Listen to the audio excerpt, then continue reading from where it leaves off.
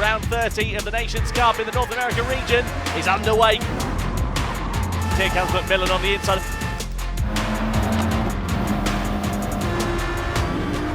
Andrew Brooks, he dominates. We are racing. But was lost a position off the start, getting through the first turn. There was definitely contact there. A little bit wide there for Coque Lopez. That's going to throw him off line. Valerio Gallo win round 30. Wow, Lukowski! He's made a mistake coming out of the right-hander.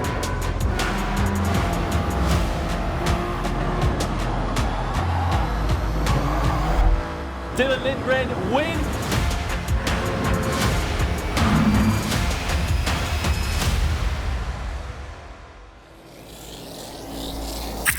I feel a little bit sorry for him that I showed him up in his home country. Can Cody Lukowski on home soil do anything? Will he have something in the locker? Will he think about a lunge? Coming through out with him now. He's on the slipstream. It's a drag race to the line. Who's there? Cody there. And it's going to be Miyazono by the smallest margin.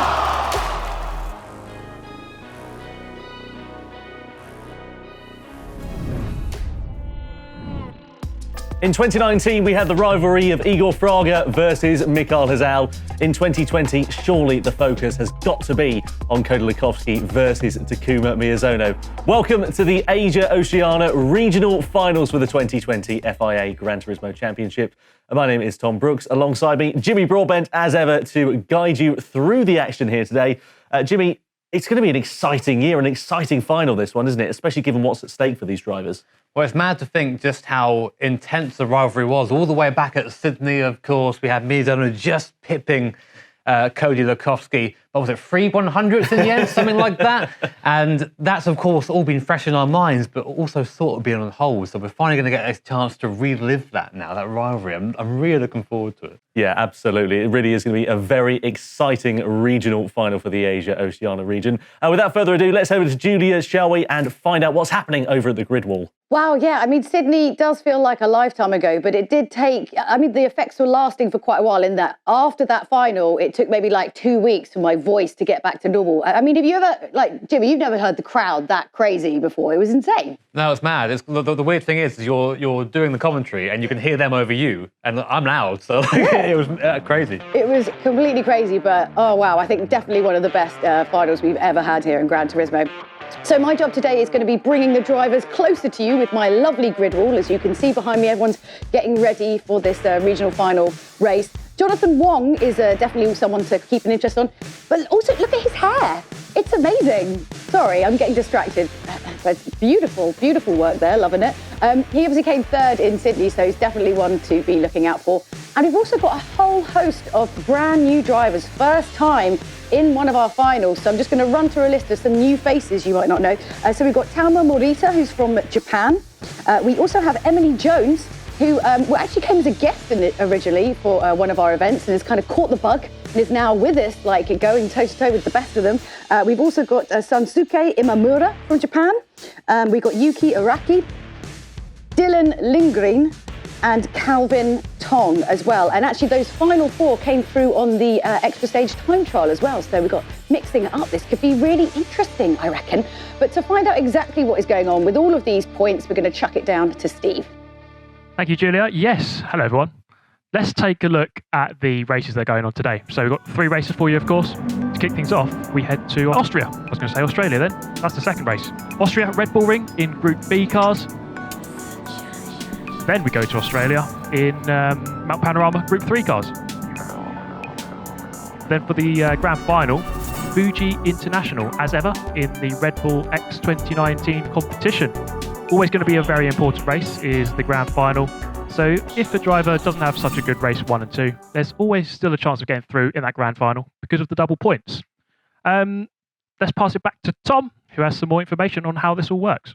Yeah, cheers, Steve-O. Thanks very much, mate. Let's have a look, shall we, at the competition format and just refresh everyone's memory if you haven't watched the EMEA or America's regional finals so far. So you can see on screen behind me, we've got 16 drivers per region in the EMEA, the Americas and the Asia-Oceania region. Drivers will accumulate points in all 3 of the races. Races 1 and 2, you get 12 points down to 10th for 1 point. The grand final is double points, so it does mean that they have got an opportunity to try and get something back if perhaps race 1 or 2 does not go their way. In the EMEA region, we took 8 drivers. Americas, it was the top 4, and in the Asia-Oceania region, it's the top 3. They will then compete in the World Final event taking place a little bit later on this year as part of the 2020 FIA Gran Turismo Championships. Jimmy, I mean, it's all to play for, mate, right?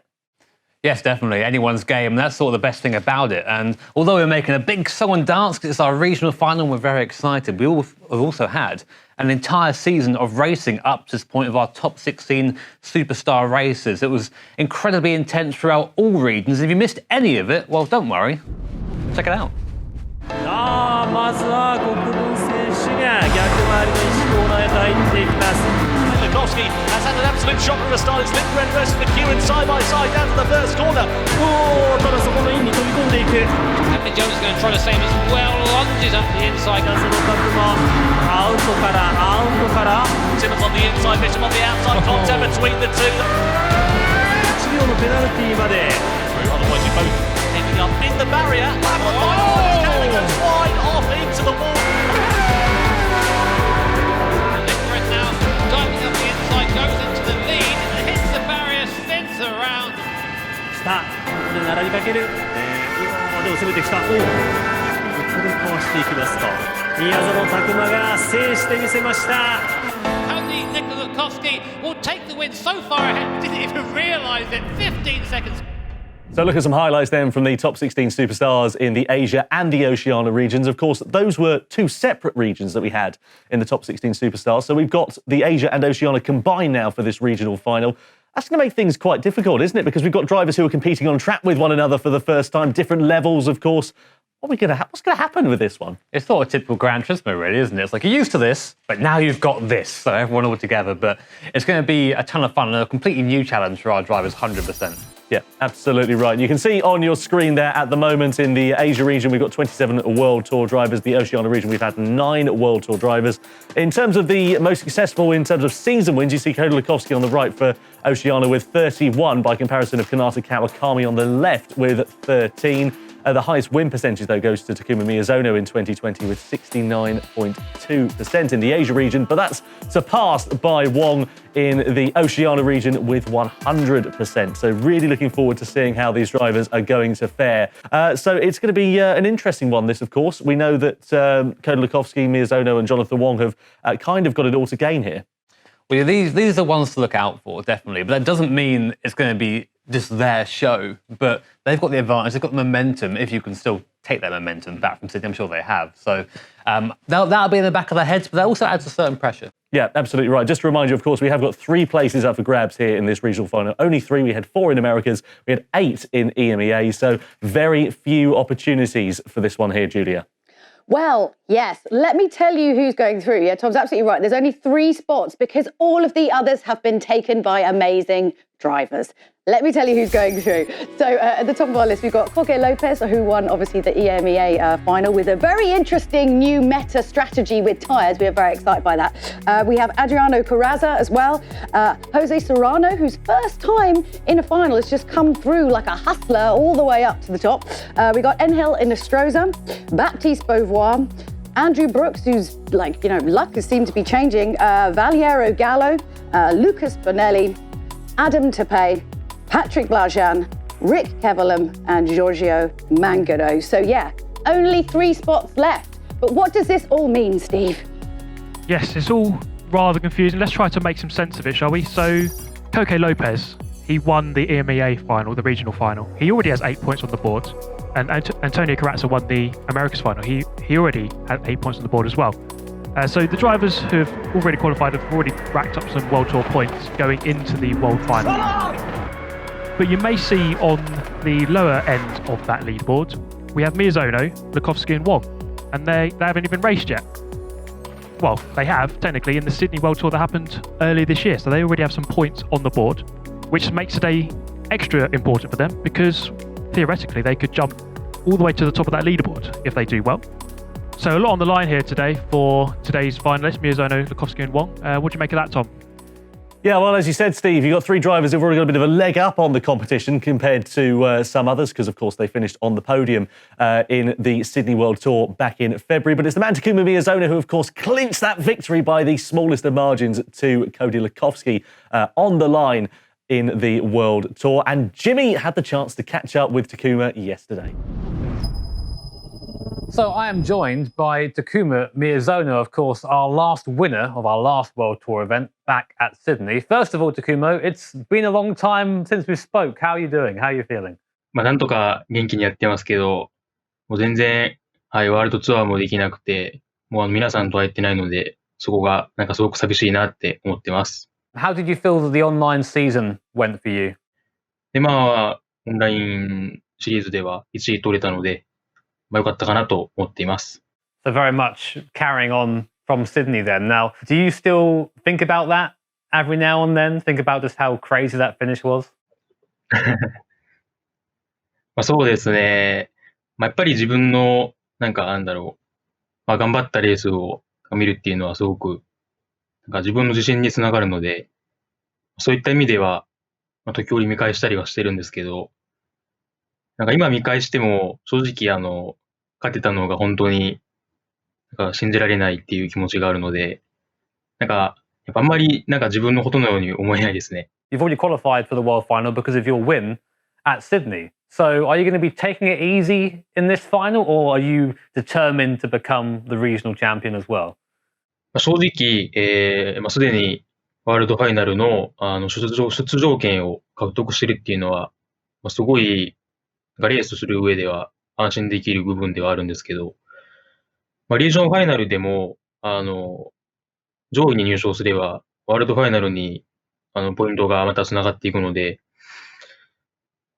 安心している部分もありつつも、なるべく上位を目指して、やっぱり、ワールドファイナルに出るときと同じような気持ちで、1位目指して頑張っていこうと思っています。Well, Takuma, I'm sure it's safe to say you're definitely one of the ones to watch in this regional final. Thank you so much for joining us. We wish you the best of luck. Thank you very much. Julia says hi, by the way. こんにちは。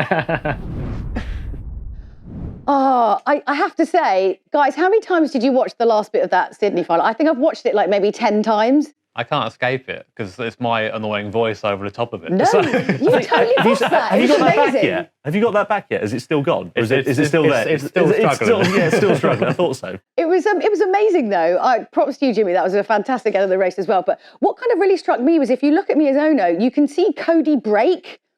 As in his concentration kind of goes a little bit before. Miyazono's just he's calm as anything. I don't know how, because you could feel, and it was so loud. I just don't know how you could block that out and concentrate. He's a bit like that in the interview too. When we were chatting to him, he just seemed so chill. His response is very humble. It's just, well, I know I've got a lot to do here, but that doesn't mean that I'm not being complacent. I know I won last time. It doesn't mean I'm going to win this time if I don't put that effort in. Bit of yin and yang, isn't it, between the two sort of drivers in terms of their personalities and how they compete. That's a very diplomatic way of putting it. Well, I like to be, Yeah, you can definitely see. I mean, even in that, the final in Sydney, when Cody realises what's kind of going on, just everything. Wow.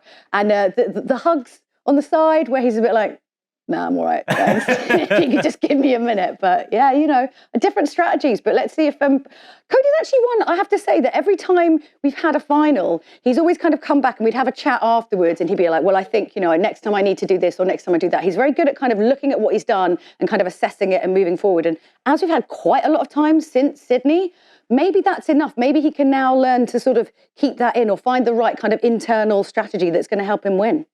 I reckon so. That's the thing, though, as well, that Cody is someone who reflects big time on everything. But actually, Julia, going back to what you're saying, but at the end of that race, one of the first people to congratulate Miyazono was Mr. Yamanaka. Ran straight over there, big hug at the end of the race, which leads very nicely into our next... See what I did there? That was pretty good, wasn't it? It's like you've been doing this a while, Jimmy. It is, isn't it?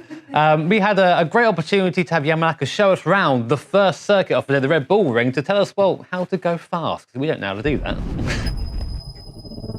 皆さん、こんにちは。日本の山中智明です。これからレース1のレッドブルリンクグループ B でコース紹介をしたいと思います。それでは早速走ってみたいと思います。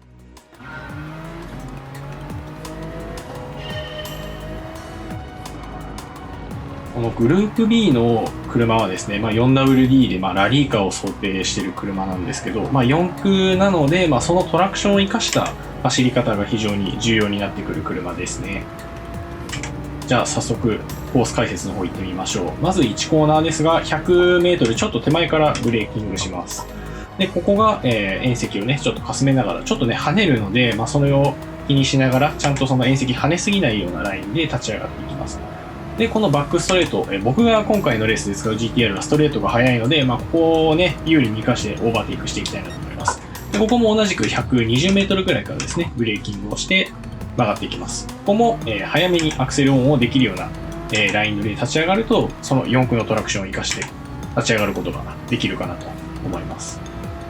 そしてまたこの長いストレートを終えたこの下りのブレーキングは、150メーターを過ぎたところでブレーキング。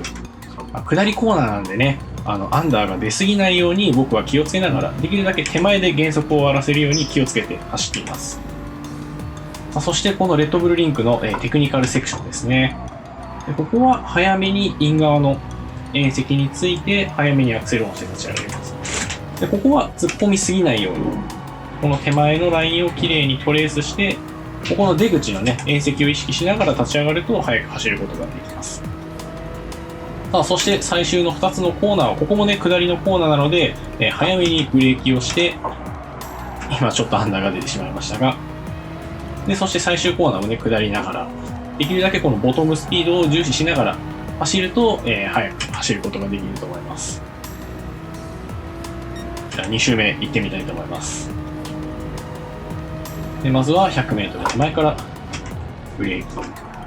で、あんまり縁石には乗せすぎない。そして外側をね、目いっぱい使って立ち上がります。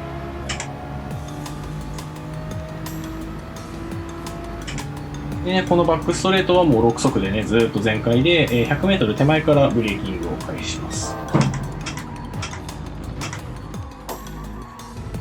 で、早めにアクセルをオンして、できるだけね、トラクションを重視したライン乗りで立ち上がります。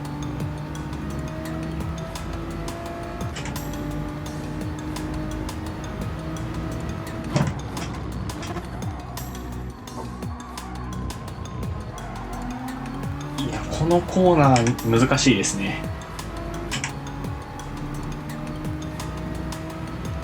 テクニカルセクションはできるだけ、手前でクリップを取ってインガーをキープしながら、次もね、突っ込みすぎないようにできるだけ最初の縁石にタッチするように立ち上がっていきます。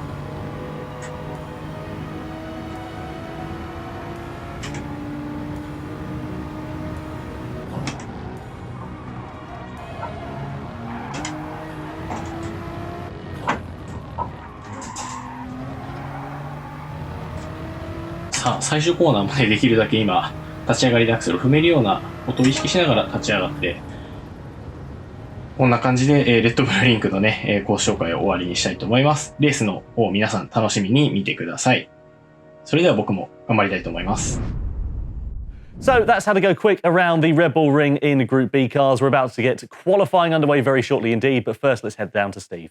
Cheers, Tom. Yes, let's take a look at race number 1 in a bit more detail. We head to the Red Bull Ring. What a track. We all love the Red Bull Ring, don't we? I'm pretty sure we all do. So, here it is in Austria.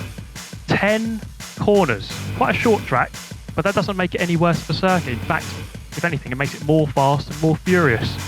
It's turns 1 and 3, which we can be looking for the big overtaking opportunities, especially turn 3 at the top of the hill. And there is the hill. Just look at that elevation change. 65 metres from the highest point, just after turn 3, down to the main straight.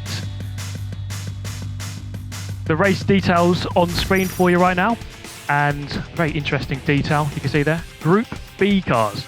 So not only have we got a very interesting circuit, but to throw a massive spanner into the works, they're going to be driving rally cars around it. To kick things off. So yeah, Group B cars at the Red Bull Ring. They like the Group B cars, don't they? They're just chucking them at our competitors left, right and centre. Fantastic machines, though. Tricky things to drive, though, on the limit. They've got torque vectoring on them, just to mention as well, so they can adjust it. They can have 50-50, 80-20, whatever you want to do. So I wonder what sort of setup they're going to be going for, how they're going to tackle this circuit. Got to do 100% zero to the rear, big drifts, or nothing. Yeah, exactly. Let's head over to Julia, shall we? See what the drivers are saying ahead of race number 1. Well, yeah, I actually had a little bit of a chat with some of the drivers just to kind of get some nice little quotes to sort of see, mentally kind of where they're at before kind of going into this regional final. So Cody Lukovsky says, I'm feeling pretty confident. There are many strong drivers participating, so I will do my best, which seems a lot less, do you remember before some of his quotes would be like, I'm just going to win at any cost. So I feel like he's dialed it back a little bit. So maybe that's a sign that he's kind of changed his attitude about certain things. Emily Jones, obviously first time in one of our finals, says, I'm really nervous. It's my first time racing the world's best. I'm sure she's going to do fine. She's amazing. Matt McEwen says, I'm super nervous. Everyone's nervous, honestly. The Group B cars are very hard to get right. You're not wrong there. Jonathan Wong says, I'm going to enjoy the race no matter what the result will be. Lovely. That's lovely. And Tamaoki Yamanaka says, I'm feeling very good. This is what we want, some more positivity. The race will be tough for me, but I'll do my best. Everyone's, keeping it together a little bit, but it's been a long time since we've kind of, got everyone together to do this. So yeah, it's really anything to play for. Yeah, cheers, Julia. Qualifying then has just concluded, and let's take a look, shall we, at the results from that qualifying session and see who is going to line up where on the grid ahead of race 1 here today. So you can see Takuma Miyazono has set the fastest time. He qualifies on pole position, an all-Japanese front row with Tomoki Yamanaka alongside him. Ryota Kokubun as well, the winner from World Tour 5 in Japan last year, heads row 2 with the first of the Australians, Cody Lukovsky, alongside him. Yeah, worth noting as well that it wasn't by a little bit. It was about 0.3 of a second from Miyazono to the rest of the field. They're all very close under that as well. So the field not spread out by too much, about 1.6 seconds separates the entirety of the field, and given the nature of the circuit round, lots of slipstreaming, it's not the worst thing in the world if you haven't had a good session, but of course you always will be at the top. Good to see Emily Jones up there inside the top 10 as well in her first event, making history today, the first female to compete in one of these regional finals as well. Jonathan Wong, though, down in 13th position, not a good qualifying for him. The long hair, I think. Yeah. We're causing drag. Yeah, the drag in the Group B car. No, he'll be upset with that. Old Johnny's not someone who likes to qualify well and do well, so being down in 13th, that'll be a big blow for him. So really interesting to see, if you go down to the bottom of the grid, someone very much out of place, Tatsuya Sugawara in 14th position. We're used to seeing him fight at the top of the field, sort of top 5, even going into the podium. Do you reckon it's just the car-track combo? A bit odd, isn't it? It is a bit of an unusual one. Group B cars, bit tricky to drive on the limit, so maybe that's where they're struggling. Yeah, absolutely. Well, anyway, let's get it ready, shall we? Race 1 is about to get underway for the Asia-Oceania regional final. Race number 1 here at the Red Bull Ring in Austria. Group B cars line up on the grid. Takuma Miyazono is on pole position with an incredible qualifying lap. Ryota Kokubun, the winner from World Tour 5 in Japan last year, lines up alongside him. Cody Lukovsky, the Australian, heads row 2 in the Peugeot RCZ with Kanata Kawakami in the Toyota GC86 alongside him. Matthew McEwen, the second Australian on the grid in the Nissan GTR Group B car, lines up P5. Emily Jones in P6. Next up on the grid, the Subaru WRX of Morita, the Japanese driver. One of our new faces here today with Shogo Yoshida in the Ford Focus alongside him. Immiura in 9th position in the Hyundai Genesis, and completing the top 10 is Iseri. Then in P11 on the grid is Araki in the Subaru WRX, a favoured car amongst many drivers. Jonathan Wong lines up down in P12. He'll be hoping for some forward progress in the Ford Mustang. Tatsuya Sugawara likewise P13 in the Mitsubishi Lancer Evo with Dylan Lindgren for company alongside. And the final row of the grid then is Tong in P15, 1.5 seconds back on the grid. So those make out 15 drivers then who line up on the grid ahead of this race. So we're missing one from our qualification session. Takuma Miyazono lines up on pole position. 9 laps here for these drivers. Jimmy, what do we reckon? Well, this is an interesting race, this one, because as we said before, it's not quite a traditional car-track combo. Group B cars, four-wheel drive cars here at the Red Bull Ring. And the first race in these finals is very much a statement of intent. We all know that the last race is double points, so that's where you want to do the best if possible. But it's a great idea in these first races to set momentum, get some points on the board and prepare yourself the best you can for that big final race. Absolutely. So coming round through the final corner then is Takuma Miyazono. What is going to be going through the Japanese driver's mind at the moment? A rolling start for these drivers, 9 laps to compete at the Red Bull Ring, and we are about to get this race underway. The Asia-Oceania Regional Final, race 1 here at the Red Bull Ring is underway as the drivers come over the line and head up the hill towards the first corner here in Austria. Miyazono leads the field as the drivers darting into the slipstream, some weaving around trying to get heat into the tyres into that first turn as well. And I think out of it in the run up to turn 3 is where we're going to see these drivers closing up to one another with the advantage of the slipstream. So Miyazono goes to the right hand side of the track. He's going to flick it over to the left and take the normal racing line as they head through turn 2 into the heavy braking zone of turn 3. Is anybody going to think about a move into there? Not quite at the moment there for Ryota Kokubun, but certainly closing up onto the back of Takuma Miyazono. Kody Lekowski, meanwhile, he'll need to try and make some forward progress. Isn't quite close enough to try and challenge at the moment, but Kokubun all over the back of Miyazono here. As is the what you want to do in the first 2 laps, just put that pressure on, as you said, Tom. Make sure you are making the driver in front of you aware you are there and you're looking to try and pass. Now, on board with Kody Lekowski coming from the middle sector. A little bit of a gap opening up between him and the top 2 at the moment. Maybe just not quite in the groove yet. These tyres, hard tyres, take a little while to get warm, get up to their peak operating temperature. So about a lap or so, maybe everyone will start to settle down, get a bit more comfy. Though at the moment, Kody is under a little bit of pressure from Kawakami behind, McEwen behind him as well. McEwen, good session from him. He wasn't usually that quick in the superstar races, but he sort of started to get a bit quicker towards the end, and now doing really well to be this high up in the first race here at the Asia-Oceania Regional Final, coming around the last corner then to end the first lap, and it's still Miyazono leading. That gap has come down though. Kokubun, who we know drives really well from home, not quite as well at the live events, always felt a little bit under pressure there, but I think now in his own area, in his own comfort zone, driving really well at the moment. Look at the daylight those two have put between themselves and Kody Lekowski as well. 1.1 seconds it sits at the end of lap 1, a little bit wide on the corner exit out of turn 1. Stewards will be keeping an eye on that as well. If they exceed track limits one too many times, they will receive a warning or maybe a penalty. But look at Kokubun here, then very close onto the back of Takuma Miyazono through the left-handed kink of turn 2 and into turn 3. Some moves being made further back. Looks like Shogo Yoshida is going to try and send it down the inside of Morita then. Does he make it past Takuma? Very close indeed between them. Not quite able to find his way through. Side by side they go on corner exit as well into turn 3. Out of turn 3 into turn 4. Emily Jones now on the back foot as well with Morita very close behind. Yoshida is still having a little bit of a look. Sends it down the inside in the Group B car, but again Takuma holds firm in 7th position, holds track position and does not allow Yoshida to get past. So it's very close in the midfield here. Here's Imaiura on the inside of Yoshida now. So the Japanese driver going backwards, shuffled out on the outside of the track, and Imaiura comes through into P8. You have to sort of make sure you're getting into one at a time through there. If you're on the outer side, you just get hung out to dry and can end up in that gravel trap, which is a horrid place to be. That was actually a bit of a blessing for Emily Jones. She's not really got off to that quick of a start. She's falling back a little bit from McEwen in front. And actually, as a result, now falling into the clutches of these guys. But these people battling at the moment is just keeping people ahead or keeping them behind Emily for now. But I think once they sort of start working together, get in that draft, they might end up be able to catch Emily Jones.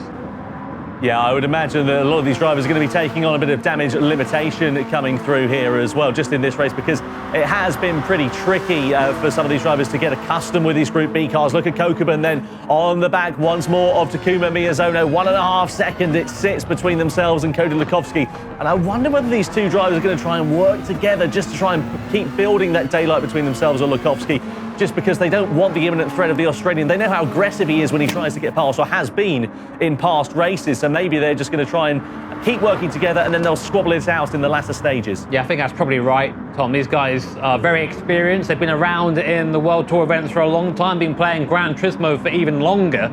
And of course, remember, Miyazono is already through to the World Final. He is the only person so far, well, I said before these region finals, that'd be more correct to say, who was already through to that final. So whilst he's there to win, you know what he's like. Takuma's very much a driver who wants to go out there and win everything he does, but he doesn't need to win, doesn't need to go through. So reminder, if you've just joined us, it's only the top 3 drivers for the entirety of these 3 races after all the points together that will go through to that World Final. And right now, as Miyazono has gone through, it'll be the 3 drivers behind him, so Kokubun, Lekowski and Kawakami. Steve, what do you reckon of this race then so far? Miyazono Kokubun putting a good bit of a gap between themselves and Cody Lukowski, 1.5 seconds it sits. It's all pretty dicey in the midfield though. Do you think Kokubun is going to have to wait to pounce on Miyazono to the end of the race? Yeah, I think Kokubun's just playing it patient at the moment. He knows that if he just sits there in second, nice and comfortable, they're gapping Lukowski, which is a good thing for the pair of them.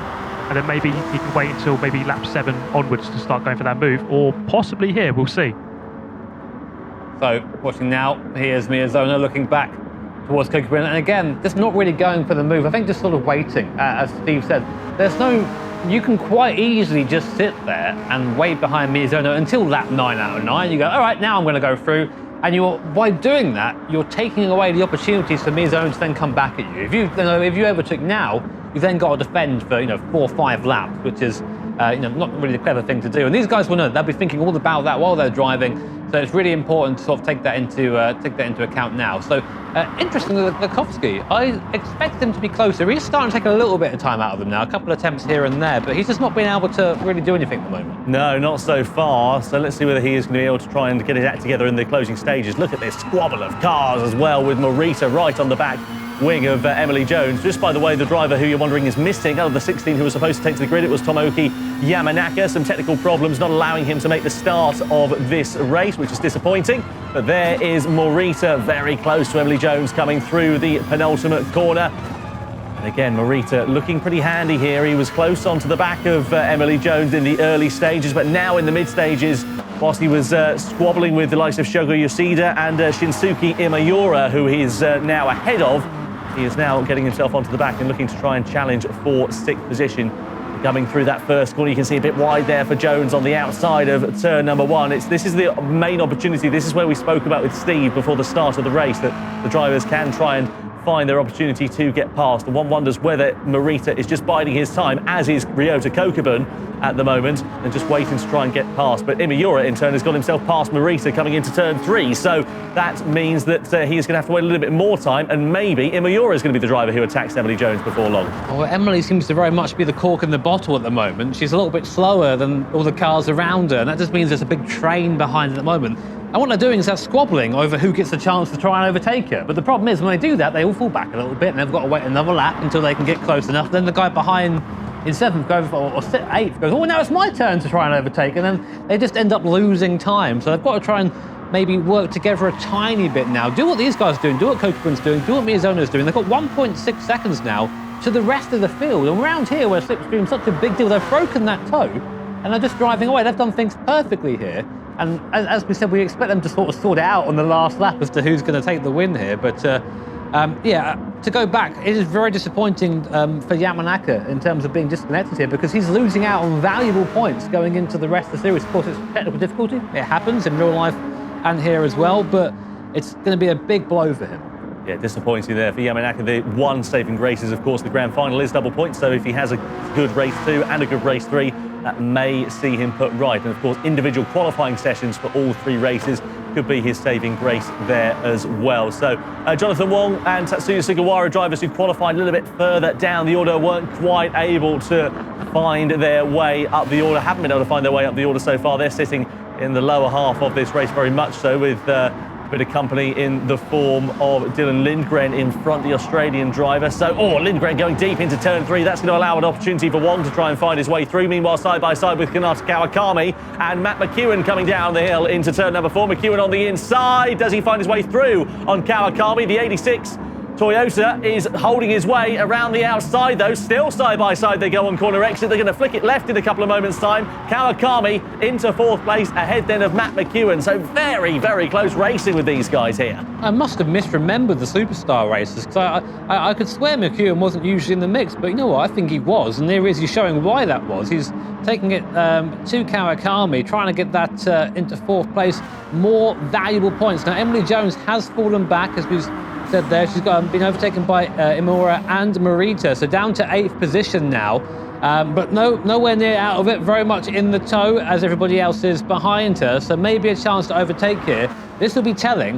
If Imura and Morita just pull away now, then we'll know that maybe Emily was a little bit slower around here. Well, out of the over 40 drivers we're having competing in these regional finals, it is an incredible effort for these drivers just to get through into this position. They're the 16 quickest drivers over the 3 regions of racing that we've had. So huge credit to Emily Jones for making it here. Here is now Ryota Kokubun pouncing by the looks of things, or having a little bit of a sneaky look, maybe just selling a dummy there to Takuma Miyazono, signifying his intentions that maybe that's where he's going to try and look for a way past. Here is Kawakami versus McEwen into turn 3. The Japanese driver still ahead of the Australian, but now it's advantage McEwen because he's got the slipstream. Kawakami knows that, goes defensive as they come down the straight and come down the hill into turn 4. But a lift off there from McEwen, doesn't fancy going around the outside. Yeah, he knows doing that at this point is just going to slow him down and allow the cars behind to get a little bit closer. He's just picking his moment. He's being clever about it because there's always that great... you always feel very tempted to just send it whenever you have the opportunity. Like, right, the gap there, I'm going to go into it. But you're just slowing yourself down, you're burning your tyres as well, and you're letting the guy in front sort of see your moves. So it's better to wait, catch him by surprise, and then get the position rather than make every effort possible. Steve, we're now coming into crunch time in this race on lap 7. We can see that Kokubun's had a sneaky look at Takuma Miyazono. What's going through his mind right now? Where do you think he's going to pounce here? He looked really close coming up into turn 3. That looks like the best opportunity. It would be telling to see if Miyazono starts going defensive or not. But looking back at Imamura and McEwen, I think, as Jimmy says, McEwen just being a little bit more careful these last couple of laps because he doesn't want to lose time. I think Imamura actually just beginning to close up slightly, so McEwen got to be careful with going for those moves. Yeah, absolutely. So out of turn 1, up the run into turn 2, and then turn 3. Turn 2, not really a corner here, but it's defined by the motorcycles. Here's Kokubun then having a bit of a move up the inside into turn 3 for the race lead on lap 8. Kokubun takes the lead away then from Miyazono, and Miyazono is not going to take that line down on corner exit. They're going to pull alongside one another on the run down in towards turn 4. Side by side we go. Miyazono on the inside, Kokubun on the outside. Who's going to blink first? Who's going to brake latest? Later on the brakes for Miyazono. He goes back through. Kokubun tries to get the switch back through the corner, but Miyazono says, no, you're not, and holds back on to the race lead. I reckon that was a rehearsal. I reckon you think, you know what, I'm going to give that a go and see what happens. See if I have the time to keep him behind coming down to T3 there. And we know he cannot do that. So they've also got to the point in the race where they can Kokubun can start to think about this. Go, right, we've got 2.5 seconds. Let's experiment a little bit. I can lose a bit of time trying these moves. Now Miyazono is expecting the pass, so he's starting to defend. And that's something that maybe Kokubun didn't want, because now he's starting to, he's aware, he's looking in his mirror. This is his point of view here. If you look in the mirror, you see Kokubun behind you, bigger than mirrors than that Peugeot behind. And they're now running out of time. Coming on to the last lap, it's now or never for Ryota Kokubun. Where will he strike? Coming up the hill then in towards that first corner, you've got to bet that Miyazono is going to be really, really thinking about defending into turn 3, unlike he has done over the last couple of laps. A good exit on turn 1 will help him, but now, of course, Kokubun has got that slipstream. He's going to have the pace advantage coming up the hill, and that is where he may pounce once more. So he goes to the inside once again on the final lap here. Side by side we go into the braking zone of turn 3. Kokubun on the inside, Miyazono on the outside. It's side by side as well with Kanata Kawakami and Matt McEwen for 4th place. Kokubun versus Miyazono still side by side on the corner exit, on the run down towards turn 3. Who's going to blink first into the braking zone? The Kokubun's got the inside line this time, but the Miyazono, the speed of intersects, it's a better corner exit. He couldn't quite stay there, but Miyazono's got a little bit wide there at the bottom. Just overshot the corner, and they're now side by side again as we come through the mid-sector this time. Ryota's on the outside, it's on the wrong side. Miyazono's going to have the corner here. If he can just send it into inside, take the apex away and run him out wide. No, he can't. He can't keep it tight enough there. And now they're running still together. Kokubun might about have the exit. Miyazono still on the inside, and he's made it through. Kokubun makes it past Miyazono, but the race is not done yet. This is going to come through into the final couple of corners then. Kokubun's really got pressure on him. Miyazono is going to try and go. Kokubun's gone defensive. Miyazono goes for the outside line then. Is he going to be able to find his way past here into the final couple of corners? He's got great closing speed. Miyazono going to send it down the inside, nearly into the final corner, but Ryota Kokubun, what a great final lap, time to perfection, over the line, and he takes the checkered flag in race 1 of the Asia-Oceania regional final. Kokubun takes the spoils ahead of Miyazono, Lakowski on the podium, and Matt McEwen takes 4th place on the final lap ahead of Kanata Kawakami as well. What a great way to start the Asia-Oceania regional final. A final lap scrap with Kokubun and Miyazono. If that sets the form for the remaining 2 races, I am very, very excited. Masterful by Kokubun. That's exactly what you need to do. Basically just went, you know what? I'm going to try it here. I'm going to make a move when it counts, get it by. And he didn't lead any laps apart from the last one. That's how you do it. Very much looking forward to seeing what these drivers are going to be able to do over the course of the next 2 races. What do we reckon then? I mean, if that sets the form for it, I'm really excited for this. I'm, again, really impressed by Kokubun there. I mean, I sort of saw it coming. Steve, I don't know if you thought the same sort of thing. He was kind of lining it up, wasn't he? And then went for it in the last lap. Yeah, it was quite clear early on that he had the pace. He was right on the tail of Miyazono. I think he could have done it whenever he wanted, really. But, I mean, that was just a lesson in patience, timing your overtake. If you ever want a lesson in patience, just watch that race again, because that was just masterful. Yeah, incredibly well done there for Ryota Kokubun, and great driving as well from Takuma Miyazono on that final lap, really keeping it nice and fair between them. We've seen on other occasions in other regions, bit of contact on the last lap, but those guys giving each other as good as they got, but keeping it clean. The thing is, it's really tempting because she's like, right, if I just run him off here, this is my race win. But one, the stewards are watching, and two, these guys race each other week in, week out, there's that respect there between them, as it should be. That's what racing is, it's fair, and that was a proper fair. It was a hard fight, but it was a fair one. Yeah, absolutely. Let's take a look, shall we, at the final results after race 1 here for the Asia-Oceania regional final then. So Ryota Kokubun takes the spoils ahead of Takuma Miyazono. Those two separated by an incredibly small margin. Quiet race by comparison for Cody Lukovsky. We hardly mentioned him over the course of that one. Cody doing what sort of happens with Cody, of being best of the rest. Sometimes he'll hate that. He'll hate me saying that as well. But the problem is that is just the reality. He had nothing for those two. They just drove away. Even while they were having a little bit of a squabble early on, and he had a clear track, he had no response.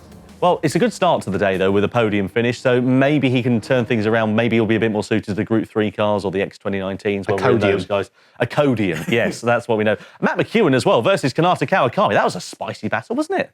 Yeah, McEwen did really well there to sort of come home in 4th position. I mean, these guys, best of the reasons, we know that. And McEwen was very strong in Superstars. Again, I think I misremembered a bit earlier on when I was speaking about him. But as it is now, if we ended now with the points, he would go through to the World Final because Miyazono, of course, already qualified. Yes, so exactly. This is actually a really good place for him to be in. Yeah, absolutely right. Really good to see all of those drivers doing so well over the course of that one. Let's take a look, shall we, and see what it means for the point standings after race 1 in the Asia-Oceania regional final. So, of course, the point standings do reflect the race results after race 1. So Kokubun on top ahead of Takuma Miyazono as well, with Cody Lukovsky, Matt McEwen, Kanata Kawakami, Immiura in there as well. And you can see just inside the top 10 drivers is how it finishes up. So, Steve, I was thinking, mate, we had Yamanaka disconnect at the start of the race. He has no points at all. We know he's fast. What do we do now? Well, if we're Yamanaka, if we're in his headspace, what do you do going into these last few races? Yeah, you've got to forget about that disconnect, the tech problems. Those things happen, but we've seen it in the previous regional finals. Even if you don't have a good race 1 or 2, you can still go through if you have a good grand final. And he's got 2 races to do, so 1 race and then the grand final. So he can still definitely get through if he has a good couple of races. So let's take a look, shall we, at the replays then from that race and discuss exactly what happened over the course of race number 1. So you can see here, this is on lap number 2. In the background, Morita versus Yoshida. All got a bit compact in the midfield, didn't it, here? It's what happens at the start of these races. Everyone's just trying their best to make up positions early while they still can. And of course, Immiura and Yoshida there going toe-to-toe for the middle sector. Only really one line through there, so Yoshida had to concede. Of course, that was a place there as well. Here was Kawakami and McEwen. These guys were fighting throughout the entire race. McEwen eventually would get by, but in these early stages, it really was just tit for tat, and a lot of respect shown there between the two, not to have any contact. Very good racing indeed, as you say, but it was into the latter stages where things got very interesting for these drivers, especially on the penultimate lap. Kokubun versus Takuma Miyazono, side by side. They went into turn number 3, Kokubun getting the better on that occasion, Miyazono finding his way back past. It was a great penultimate lap, and it set things up an absolute treat for our final lap as well. This was side by side again down into turn 4. Miyazono on the inside here, Kokubun on the outside. A little bit later on the brakes for Miyazono. Found his way through, Kokubun trying to get the switch back there. And then on the final lap, it was exactly the same. But this time for the majority of that final lap as well. You see Kokubun on the outside here and Miyazono. No quarter given between these two, but great clean racing. Yeah, Kokubun won that there when he squeezed Miyazono on the inside and just didn't give him room to get the good exit speed, get the run and get alongside down here. And at that point, that was when Kokubun won this race. It really was a move that you would see from a super experienced driver and exactly what you expect from Ryota. Yeah, absolutely right. This was down into the final corner. I really thought Miyazono was going to have a look. You see the closing speed coming through there. Wonder if there was just a hint of body contact into that penultimate corner there. Kokubun ultimately got a better run, was able to hold on and take the checkered flag in that first race. Steve, what did you pick the bones out of during that one? Yeah, it was a really good race. I was watching people from the front to the back, and there was just really good respect from everyone, from the whole back, from the front to the back, and of course that final lap between Kokubun and Miyazono. What brilliant racing that was! It's just really good to see that. So really good way to kick off this Asia-Oceania final. Well, as we know, Emily Jones has made history by being the first female to compete in the Asia-Oceania regional finals for the 2020 FIA Gran Turismo Championships. Really excited to see how she's going to get on. Not a bad start to race one, inside the top 10, moved back a couple of positions, but you never know, Group 3 cars, Mount Panorama up next, might suit her better. Yeah, definitely. And Mount Panorama is a circuit that she knows very well, as I found out a bit earlier on, where I got to have a chat with her. Nah. Oh. Whoa, okay, you almost died. Yeah, so Bathurst is, it's illegal to say that actually in Australia. We'll cut that out, it's fine. Now, don't bin me into the last corner. 3 laps of Mount Panorama, or Bathurst, to get to know Emily Jones. Well, I say get to know, I sort of already know you, Emily. Yeah, we've raced together before. We did an endurance race at Nürburgring once. You were sort of a spectator at the live events. You came along, to see what it was all about. Whoa, okay, you almost died. No, I'm good.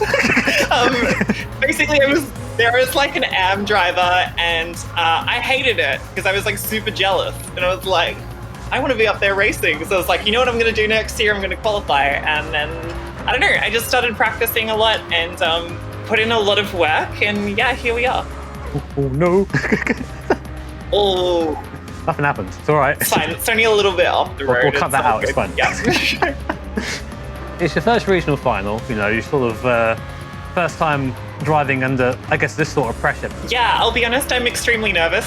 This feels like way more nerve-wracking than almost any other race I've ever done. Oh my God, try not to hurt myself over the top there. That leads on to my next question. I guess, who is the person you're watching out for most? All I can think of is the last time Nations Cup happened, it was Takuma Miyazono and Cody Ledkowski going wheel to wheel to the finish line, and both of them are going to be in the regional final with me. So X2019, I'm in the race. It's kind of surreal to think about, considering I was watching there as a fan. But yeah, I reckon those two are going to be the ones to beat. I look very much forward to, as a fan, as a friend, seeing how you perform in the finals. Now, don't bin me into the last corner. You 100% came over on me. Get the run. Fair victory. You love to see that. Oh, yeah. Well, lovely to hear there from Emily Jones. Sounds like she's in good spirits ahead of the racing here today. Let's see whether things are going to go her way in race number 2, Group 3 cars at Mount Panorama. I mean, does it get any better than that? I mean, what a track. What a track Mount Panorama is. Steve and I have driven it quite a few times in the past, and it's a circuit that's just all about rhythm. It's all about that mountain sector.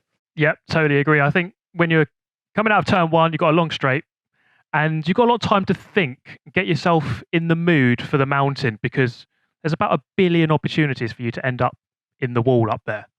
I think if you breathe going over the top of the mountain, you're doing it wrong. That's pretty much it. Hold your breath and just hope for the best. But yeah, fantastic circuit at Mount Panorama. Yeah, absolutely right. Well, let's take a look, shall we, and see if any of the drivers made any mistakes in qualifying. Into that final corner of Murray's now. Where is the Japanese driver going to sit at the end of this session? A little bit wide on the X's. He kicks up a bit of dust. Over the timeline comes Miyazono, a 2:01.5. That's not bad, but this man here on home soil, Cody Ledkowski, is looking even quicker in that second and final sector as he comes over the line, and he snatches pole position away provisionally from Takuma Miyazono. Kokubun very close, but not quite close enough in the final sector. He comes over the line. Where's he going to go? He snatches it back and takes pole position away. So Kokubun then sits on pole here. McEwen a little bit too far away, I think, to disturb the top 3 at the moment. Here comes Yamanaka, finally in the session now. What can he do? He needs a good result here. This needs to be a good qualifying lap from Yamanaka, and it's not. A 2:01.9, bottom of the pile for now. Emily Jones, vast experience around the Bathurst circuit. What can she do in the DR Supra? A 2:02.2. She would not be happy with that. Shogo Yoshida coming over the timeline as well. Nothing really to write home about for him. Soma Aseri, he comes over the line, 7th fastest in the Nissan GTR. So he goes through into P7. Emily Jones now sitting at the bottom of the pile. So that's Group 1 done. That's the top 8 drivers. Now we've got Group 2 ready to come out on track. Just one more corner then for Kawakami to go as he heads in towards Murray's, picks his braking point, threading the eye of a needle at 100 miles an hour or so, and then getting himself over the timing line there for Kawakami. What lap time is it going to be for him? He goes up to 7th quickest, so despite looking a little bit scrappy in the first stages, it's not too bad. Jonathan Wong here in the Mercedes AMG coming over the timing line as well. Not been a good lap time for him here so far. Oh, Sugawara with a big moment of opposite lock as he ran wide out of the final corner. And you can see that cost him nearly half a second, that moment there. It's going to be a very, very difficult race for him from there. Again, somebody else on home soil, but really not a decent time so far. Second down in the second sector, which means he's probably going to be somewhere in the bottom of the list. And another mistake there coming out of Murray's corner. Tong has already made a mistake, 2.3 seconds down, so he'll be bottom of the pile. Yeah, that's disappointing there for Tong. It's not been a weekend to remember for him so far. Over the line he comes. So we just had qualifying concluding then at Mount Panorama. Not a bad session for some, difficult for others though. A few names further down the order than I was expecting. Yeah, Sugawara again, struggling again. Like, this has really not been his session. Yamanaka, someone else who we sort of see as a bit of a qualifier, not quite putting in the result he would have wanted, but still better. He's in the race this time at least, so, well, hopefully anyway. Yeah, absolutely right. And it's going to be a tricky challenge for these guys under race conditions. Qualifying is one thing, setting your lap time on your own is one thing. Under race conditions, going up the mountain, I mean, God knows what these drivers are going to do. Yeah, 100%. That's the thing with Mount Panorama. It's just one of these circuits that you have to drive to understand. Of course, situated there in the southeast of Australia. And there's your track map. Just over 6Ks, this one's a 2-minute lap time around here, split into, I'd say, really 3 sectors. You've got the first and third sector, which is nice and easy, then the mountain section, the part that really separates this circuit and makes it one of the most loved racing circuits in the world. Peak elevation, you're looking at 174 meters from the bottom to the top, an absolute mountain decline, both metaphorically and figuratively. Hey, you've done this before. That was a very smooth transition to Mount Panorama. Let's take a closer look, shall we, at the race details then ahead of race 2 at the Mount Panorama circuit. As we know, Group 3 cars for our drivers to contend with, and we can see racing hard tyres available for these drivers, 7 laps for them to compete with, 7 times tyre wear, 3 times fuel consumption. So no pit stops in this race, no strategy to worry about, but certainly tyre wear, one would imagine, is going to be a factor. Let's head over then to the grid and get race 2 underway. Drivers lined up on the grid ahead of race 2. For the Asia-Oceania region, Ryota Kokuben starts on pole position in the Chevy Corvette. Alongside him on the front row, the Australian on home soil, Cody Nikola Latkovsky. Second row of the grid, that's headed by Takuma Miyazono, who fought so hard for that win in the first race. Alongside him is the other Australian on the grid of Matthew McEwen in the Dodge Viper. Row 3 is Immiura in the Hyundai Genesis. Just 0.3 of a second off the pace, with Shogo Yoshida lining up alongside him. The next row of the grid is headed by Tomoki Yamanaka in the Lexus. The Lexus, of course, being the 2018 Manufacturer Series champions. Kanata Kawakami is in 8th position on the grid. Next up is Araki in the Porsche 911 RSR. Leading the top 10 is Soma Aseri in the Nissan GTR. Emily Jones outside of the top 10 in P11 in the Toyota Supra. A bit of company of Morita alongside. Morita, of course, he featured quite heavily in the midfield of race 1. Jonathan Wong lines up P13. Difficult qualifying for him. Let's see whether he can turn things around. Dylan Lindgren lines up alongside. And then the final row of the grid is Tatsuya Sugawara in the BMW M6, with Tong for company in 16th and last position. Very difficult qualifying in the Ford Mustang for him. So, very briefly, what's going through these drivers' minds as they head up into the mountain for the first time, Jimmy?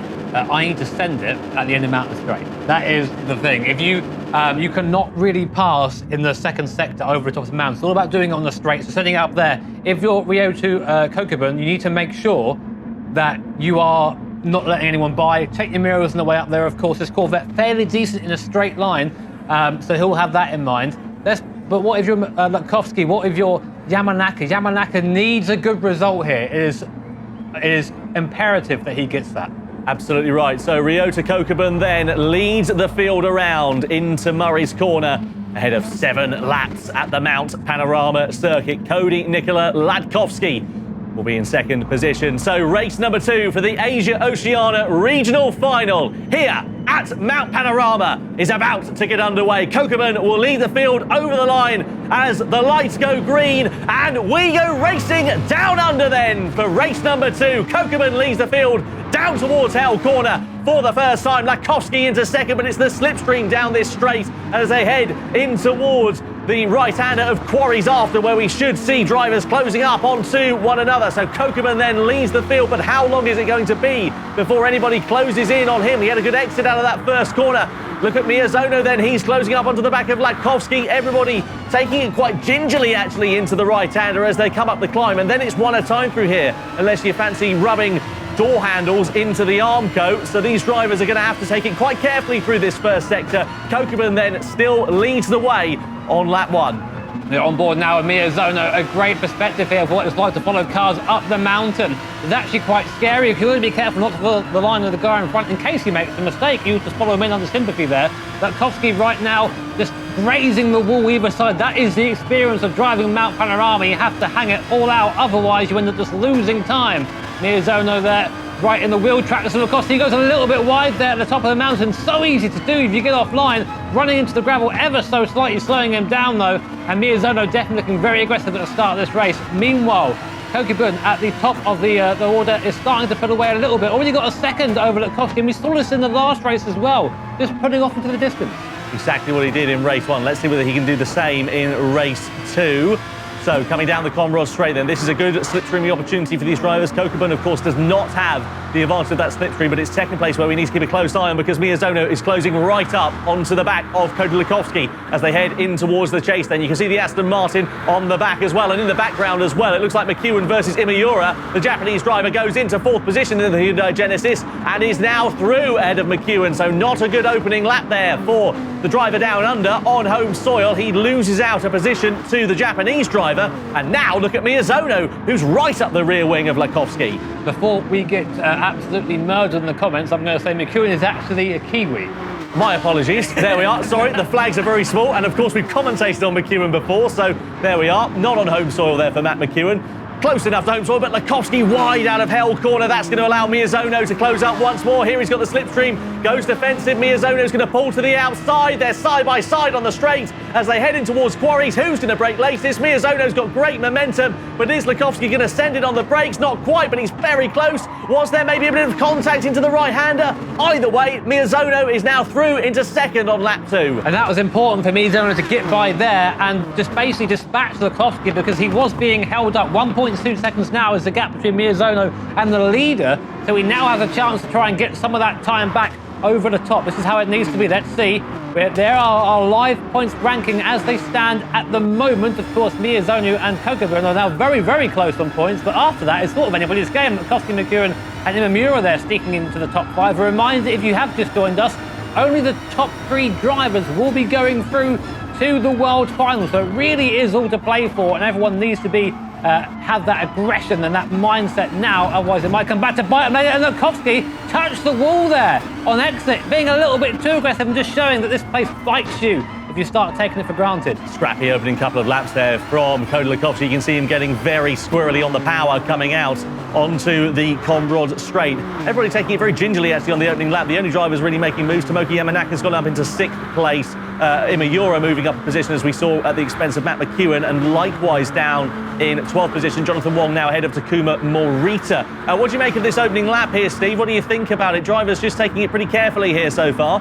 Yeah, the race seems to have settled down into a fairly calm race so far. I'm just on board with Yamanaka, who needs to score some decent points here, as of course he missed race 1. He's overtaken 1 person so far, so sitting in 6th place, so not too bad for him at this point.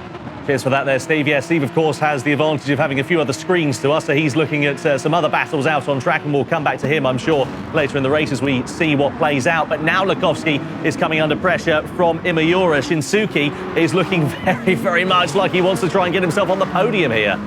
I mean, I think actually Lukowski is a little bit slow around here. It's weird to say this. Cody not quite showing the form that we've seen from him in both the Superstar races and, of course, at Sydney. Goes defensive, and Imamura just says, I'm not going to try it yet, mate. You wait, I'll get you on the Commodore straight. He's thinking further ahead, but when you do that, you're sort of resigning yourself to say, okay, well, I'll follow you over the mountain then, because you really can't pass over there unless you really send it. That usually ends up with some tears afterwards. But you can see the train, look at that. Even Miyazono is starting to pull away from Lukowski, but at the front of the field, Kokibun is still just dominant. 1.6 seconds now. Where was this Ryota at the World Finals last year? Where was he at the live event? He seems to have just found another gear, doesn't he, if you'll pardon the pun. So Lukowski's got a train of drivers behind him. Maybe the Lukowski locomotive is what we'll refer to it as, with these drivers who are very close to one another. You can see them coming down now into the left. Oh, goodness me, just the commitment through there just makes your eyes shut, doesn't it? And I imagine some of these drivers will probably have been wanting to do that as well. They've got an incident under investigation between Tetsuya Sugawara and Dylan Lindgren. A collision is taking place between those drivers. That's down in 14th position. Didn't see exactly what happened there. Maybe we'll get a replay of it a little bit later on, but either way, the stewards will decide one way or another whether it's a warning or whether a penalty is warranted. And a warning is then given, as I say that, to Tetsuya Sugawara. So slap on the wrist, don't do it again. Yeah, otherwise the stewards, it'll be a bigger slap, I'll tell you that. The stewards are always looking out behind the scenes there. Kawakami having a little bit of a look there, I think, at Yoshida in front. Stays where he is for now. And sometimes that's half the idea down there. When you aren't quite close enough to sort of show yourself in the mirror. Say, hello, look at me. Don't look at where you're going. Look in the mirrors instead. And that can be a viable tactic as well. Warnings going out a little bit at the moment. People getting a little bit feisty, it seems, a bit further down the field. And it is easy to do that, especially given how tight it is around here. So out of hell corner these drivers go. Here is Tomoki Yamanaka behind the wheel of the Lexus. Matt McEwen just in front of him. The Kiwi then on the defensive, moved back a couple of positions compared to where he started, now down into 5th place. Here is Shinsuke Imamura then onto the back of Kota Lukowski once more as they come through Quarry's Bend. Oh, goodness me, it's just the commitment through there is unbelievable. And you can see in the back, Kanata Kawakami was having a bit of a sneaky look at Shogo Yoshida. That's for 7th position. Now we ride on board with Imamura here, and we've seen some really scruffy lines from Lukowski in these opening few laps, clipping the wall on a few occasions. You can see there just a little bit wide. I wonder whether he's just not gelling with that car at all, because it just doesn't look like he's comfortable with it. It does seem that way. I think some of it might be connection as well, but there has definitely been some mistakes going over the top here. And I don't know if you caught it, but Imamura just flashing the lights a bit now, saying, come on, mate, let's get on with this. I want to catch the top 2. And I think maybe, again, as we get a great driver's eye view of what it's like to plunge back down the mountain, I'll say maybe at this point, Cody's just hanging on. He knows that, top 3 go through. He'll want the points as well. He does have a couple of points, of course, back from Sydney, 2 points from there as well. So if he can just get through, I think that's his goal here today.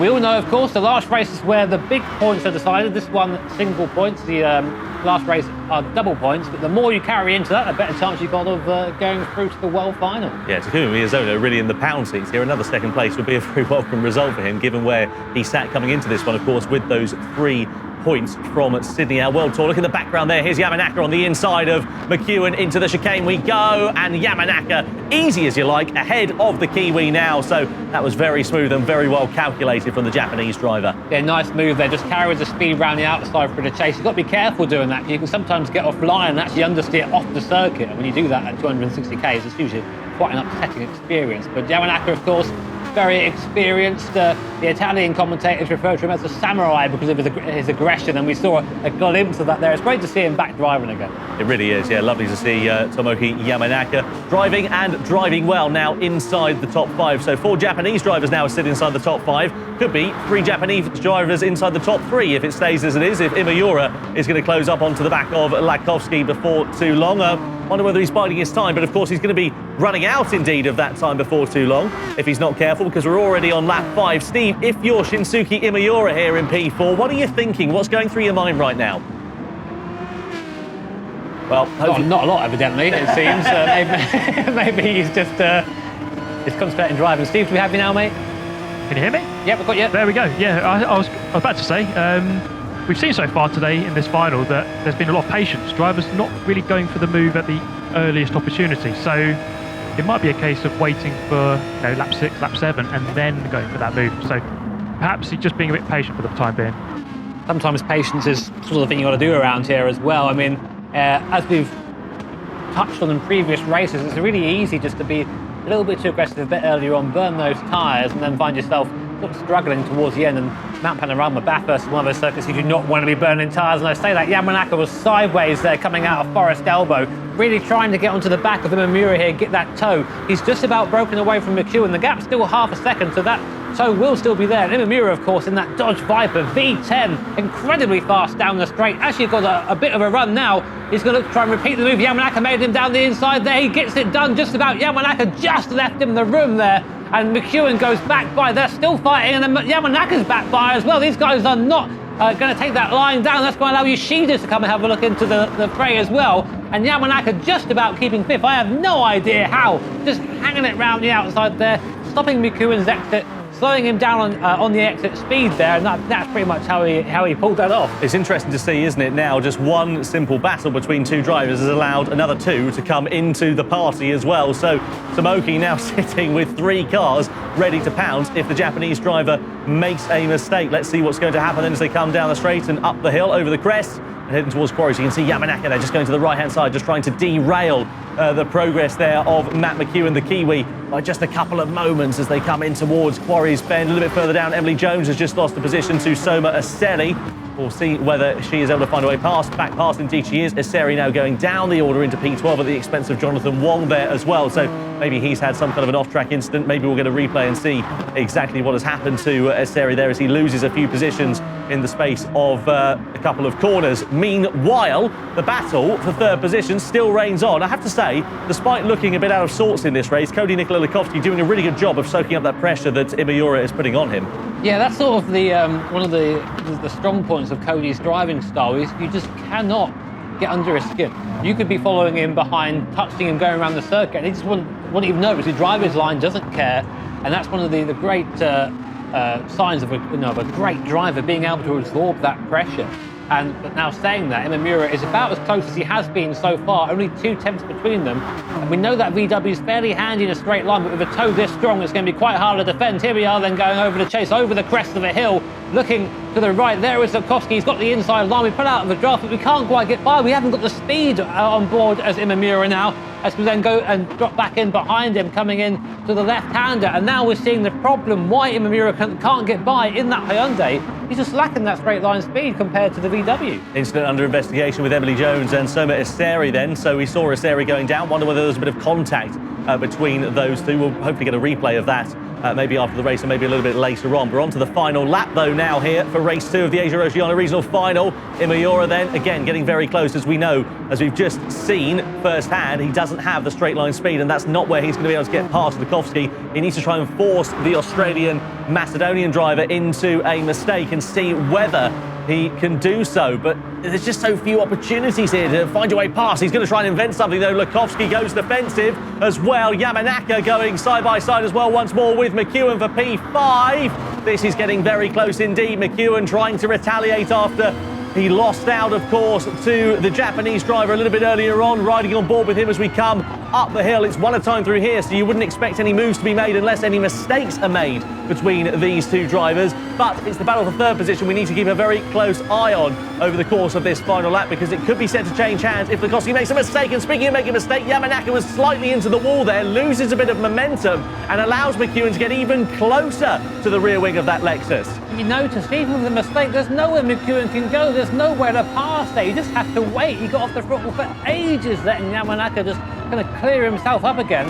But that was it, and that's enough to give Yamanaka a gap back and give him a second chance. He's all over the shot going down the mountain, really wringing the neck of that Lexus, trying to get the most out of it. Pulls away slightly from McEwen, and now we come down to Forest Elbow. It's the last chance for Imamura to get by Cody Nikololikovsky. He's in the draft. He isn't quite close enough, though. I don't think so. Maybe he's pulled back a little bit here to try and get a better run. We come up now down Conrod for the last time over the crest of the hill. Deep in the slipstream now is Imamura as we come round now the chase. This fast right-hander, committed to the right-hander. He's not quite close enough. Now looks out. Oh, it's a dive from Imamura from a mile back. Will he be able to stop it? He can't stop it. Off the grass he goes. And that's the effort for third gone. Oh dear for Imamura. He loses out, then holds on to fourth position, but coming into the final corner and out of it now. And over the line, a faultless race from Ryota Kokubun. What a race it is for the Japanese driver. It's 2 from 2 for Ryota. Down under in Australia, Miyazono takes second, and Lukovski kept his calm, kept his nerve cool, and he takes third position with Imamura not able to do anything to try and get himself back past. That mistake into the chicane was very costly, and he was very lucky he didn't lose out to that, because you saw the train of cars with Yamanaka, McEwen, Kawakami, Yoshida very, very close behind. But once again, Jimmy, what a faultless race from this man here. Doing everything he needs to do. He's just driving exceptionally well. He didn't need to push. He stayed on the speed he was doing. And as a result, Ryota Kokubun is 2 for 2 with 1 race to go. It's a crazy statistic, isn't it? We know that can all be turned on its head, though, so let's see what is going to happen ahead of that double points grand final. But what a race once more from Ryota Kokubun, his second victory in as many races.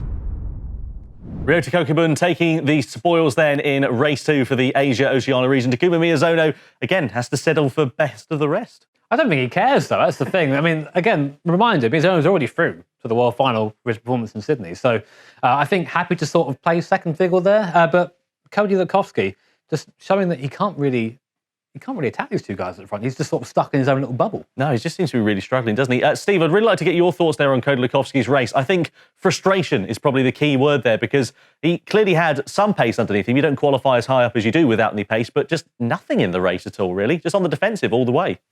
Yeah, it's sort of a repeat of race 1. Just sat well off the top 2, just did not quite have the pace to compete with them. Lost the toe, therefore just couldn't stay with them. But I'm sure for him, it's going to be a case of, as long as he's at the world final, as long as he's got a chance of winning the world final, I'm sure he'll be happy. Well, that's the thing with Cody. He's pretty decent in the X2019, isn't he? So we thought maybe he's saving himself. Let's take a look, shall we, at the point standings after race 2 then. So you can see on your screen after race 2, it is Ryota Kokubun, a perfect start to the Asia-Oceania regional final. 2 from 2 for him, with 24 points on the board. Takuma Miyazono, 2 second places means he sits in second. Cody Lukovski, 2 third places means he sits in third position. So not a bad start for the top 3. Then Matt McEwen sits tied on points with Imamura as well, and one wonders if he'd made that move, he would have been ahead of McEwen on points. Yeah, I think so, but this is the thing. Going into that last race, it is now super close. I think we have 6 drivers here who have a chance still of going through and getting those 3 places at the world final. So I think the last race is going to be a proper every man for himself. It has to be. I mean, for example, Yamanaka there, even after 1 race, he's put himself in contention to get through if he has a good race in race 3. Tom, Jimmy, can we cast our mind back? EMEA final. Let's not forget Beauvoir, Gallo, both did really well, race 1 and 2, and then made an absolute hash of the final. So it's not over yet. Is this a laughs in Coque Lopez moment? Yeah, it's not over till the fat lady sings, as the saying goes. Well, before we go then to the grand final, let's have a quick look back, shall we, and look at some of the replays from the Asia-Oceania region so far. This is Cody Lukovski versus Takuma Miyazono coming down the straight into the right-hander. This was a nice little move from the Japanese driver. Yeah, really important move to make as well. That VW very quick in a straight line. In fact, the only car that could probably match it is this Aston, and luckily for Takuma Miyazono, he was in the Aston. Here was Cody there. This was a bit of a mistake coming back down the mountain. So easy to do through here. Just touch that wall on the right-hand side. You can see just unsettles the car. Doesn't lose a lot of time, but loses the draft with Miyazono, and this is where he sort of started to drop back a little bit. Yeah, absolutely right. And from there, it was a difficult race. This is Yamanaka versus McEwen, a story, a narrative that continued on through the entirety of the race there, really. Yamanaka getting ahead on this occasion of the Kiwi, but you know that McEwen was going to try and fight his way back. Meanwhile, this is Lukovski versus Imamura. This is on the penultimate lap. The Japanese driver had harried Lukovski through the entirety of that race, and he'd soaked it up like a sponge, had Lukovski, over the course of this one. Thought he might have a little look into that chicane, but it was on the next time around where he decided to do so. And this was the overtake or attempt that he tried to make coming into the chicane. You can see him very late on the brakes, sent it through there, but it was never going to stop in a month of Sundays, off onto the grass. And to be honest, he was lucky to only lose 1 position there, but did a really good job to keep it facing the right way. I think maybe that was the idea. You know, I'll just give it a send. If I miss it, I miss it. I'll still keep 4th. But it was this man, of course, Ryota Kokubun, who took the win, his 2nd win in a row, putting himself in very good stead for the grand final. Absolutely right. What a thrilling grand final we have got ourselves in for in the Asia-Oceania region. That's along the way very, very shortly indeed, isn't it, Julia? Yes, it is. And not to undermine the grandeur of the grand final, but you know what? This is all about working towards the world finals, because these guys are in it to win it. The training and the time that they have taken to even get into these regional finals, even to get picked to come here and perform on this stage, is no mean feat at all. There's a huge amount of pride at stake today. But it is all about getting that seat, getting that spot and going through to the world finals, because this is the culmination of our entire year here at Gran Turismo. And we are, I mean, guys, you're pretty excited, right? December's coming. It's going to be great.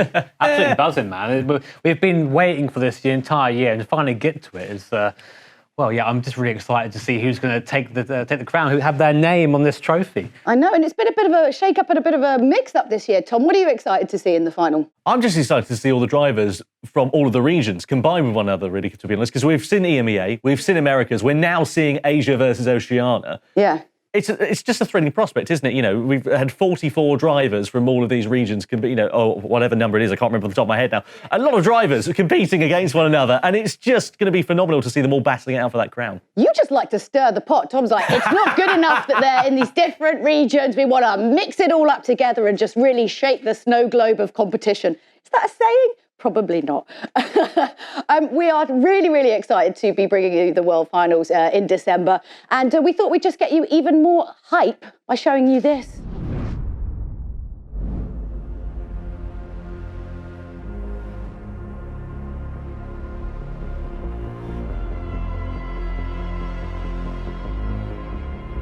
There needs to be every qualifying lap, every bit of speed. So lights out and away we go.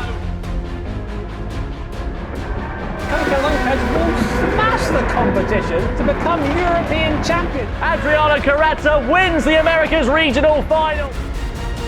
That is an absolute disaster. I want to become the next world champion. He's alongside the Frenchman, he's on the outside, they're running side by side. That is the closest finish we have ever had. If that hasn't got you pumped up for the World Finals, I don't know what will. And as you'll have seen there as well, we haven't just got the nations battling with one another. We've got GR Supras, we've got the Manufacturer Series returning again. Tantalising prospect, isn't it? Yeah, more for us to talk about, which is great. Makes our job easier, of course. I think Manufacturer Series is probably actually my favourite series to watch. I'm a bit weird like that. Nation seems to be the one that people like better, but I'm all about Manufacturer, so really hyped to see that come back as well. Yeah, that team effort, isn't it? It's really going to be very exciting as a prospect. Speaking of driving and battling and all of this sort of thing going on, yourself and Super GT were out on track ahead of the grand final in the Asia-Oceania region. What went down there then? Just yeah, ahead of each of the regional final grand finals, Jimmy and I had a rather intense series of races. So far, it's 1-1. So going into today's race, well, everything's on the line. Who's the best out of me and Jimmy? I don't want to respond, mate. That might be a clue as to what happened, but let's see. So then, the finale of the most important series in the history of Gran Turismo, mine and Steve's 1v1. And this rivalry is going to rival the rivalry of Miyazono and Cody Nikola Lukovsky. I think we're definitely as skilled, right? Would you reckon? I don't know. Definitely not.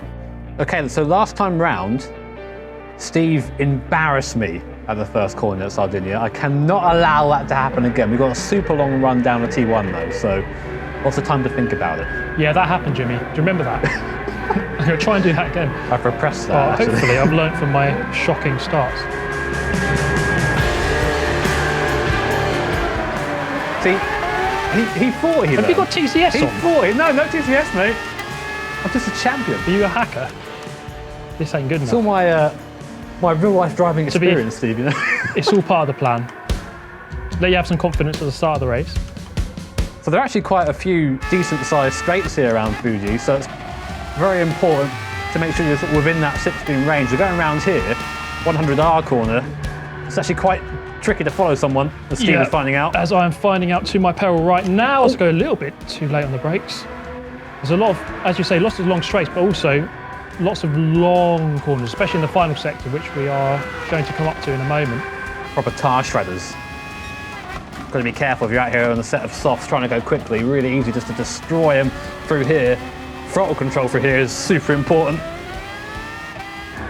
Otherwise you do... Oh, which I don't have any of at the moment. Well, this could be the one, man. I'm feeling this. Although we are now coming onto one of the longest straights in the world here. I think you might be out of my slipstream range. Oh man, easy. Easy now. Oh, look at that! Okay, this is a worryingly big gap at the moment. See that? I was holding back into the finals. I knew it was double points. I thought I'd try and tell him, you know, dummy sandbagging. Now he knows what to expect. He's just in the draft now, though, just sort of picking up a little bit of it. Okay, I'm going to have to nail this second lap. Yeah, not me in the T1 if you don't mind. Yeah. I can do it at a different corner. Okay, I've nailed it. 2/10 gain there. Oh, that's a bit tight. But then as soon as I get anywhere near him again, I'm going to start experiencing that dirty air. Yeah, it's a fantastic thing, isn't it, guys? Isn't it the best thing? Oh, no. There's the mistake. There's the mistake.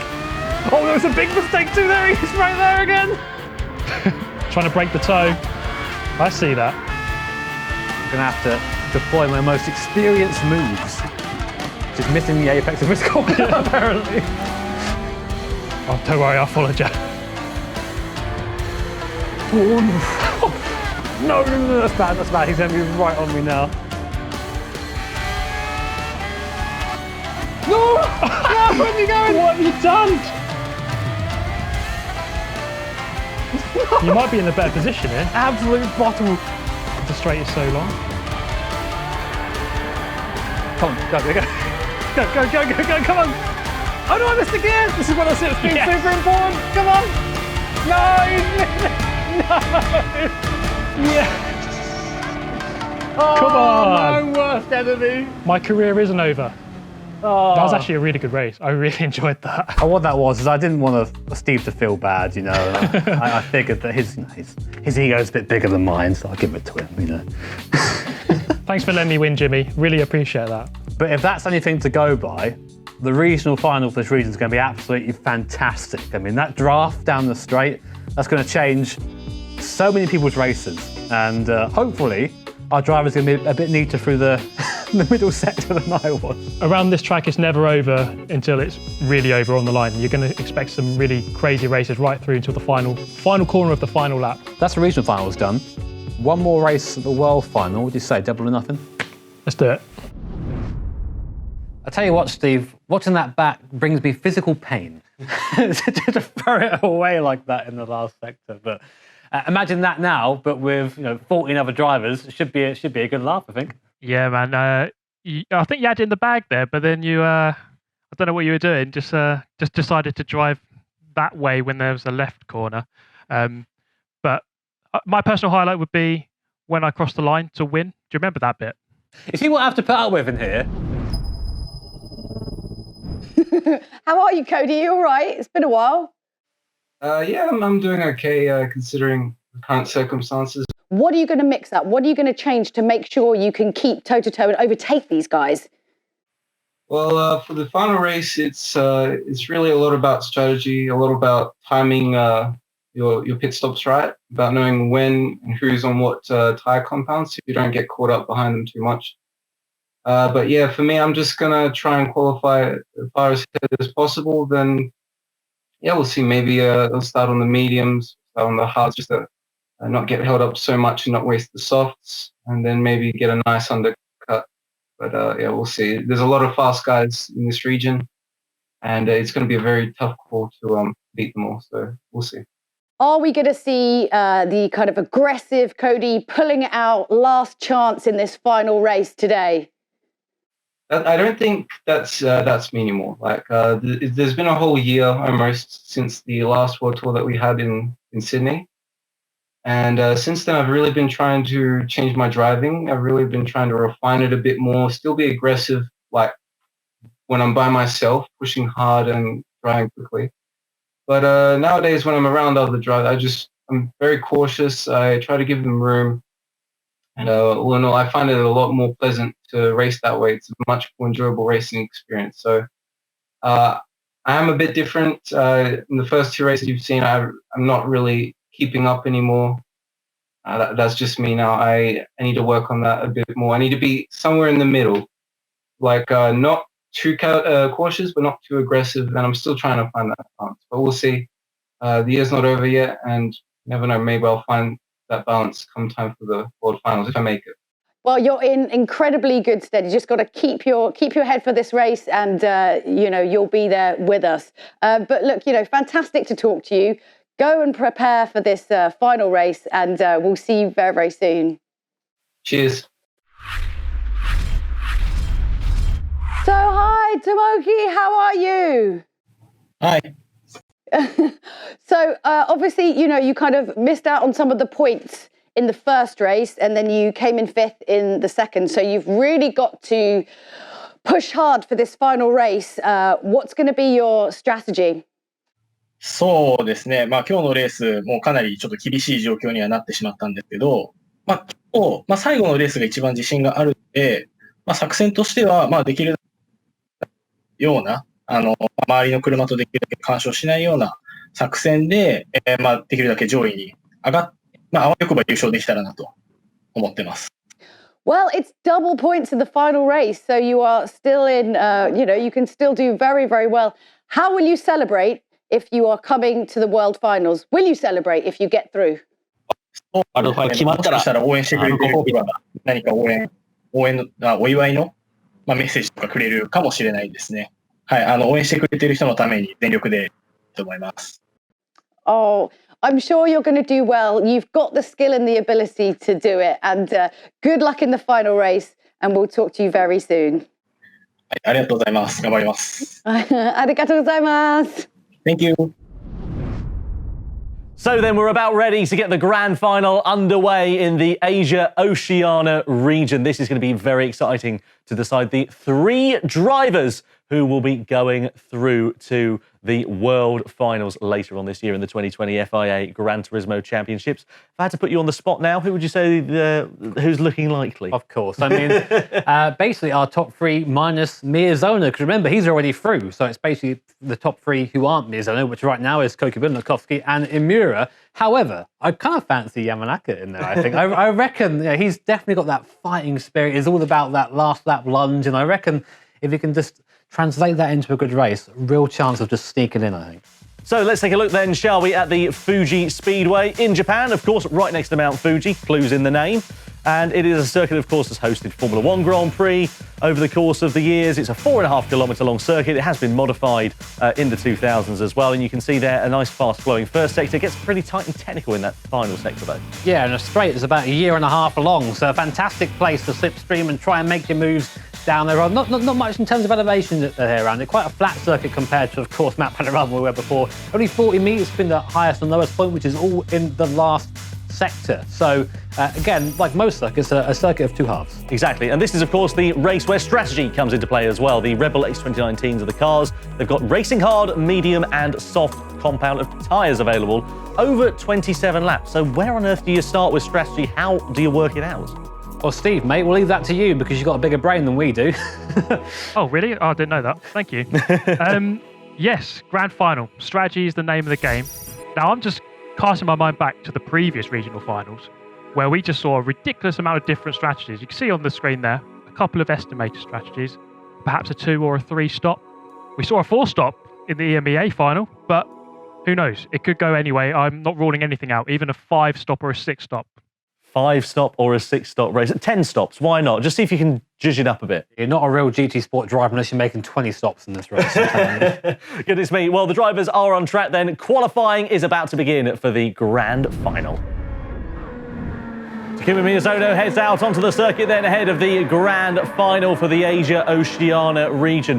One wonders what is going to be going through his mind. He'll probably be, I'd imagine, pretty happy with how things have gone so far. He's secured his place in the world final, but he'll want to do as well as he can in this grand final race. So I wonder what he'll be thinking.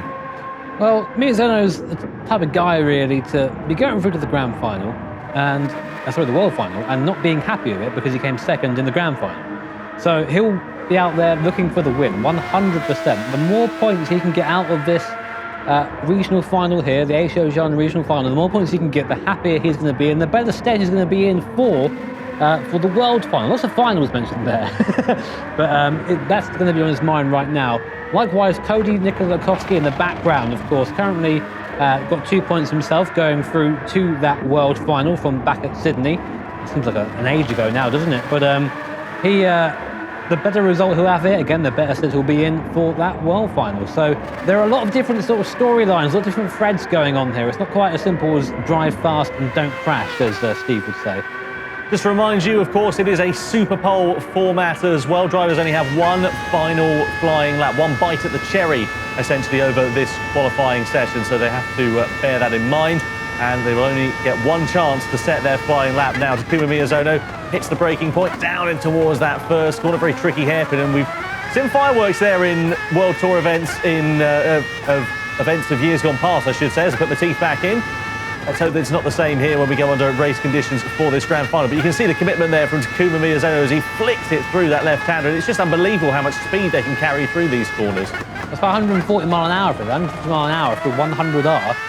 Called such because, very mad with his name, it's 100 degrees, the corner.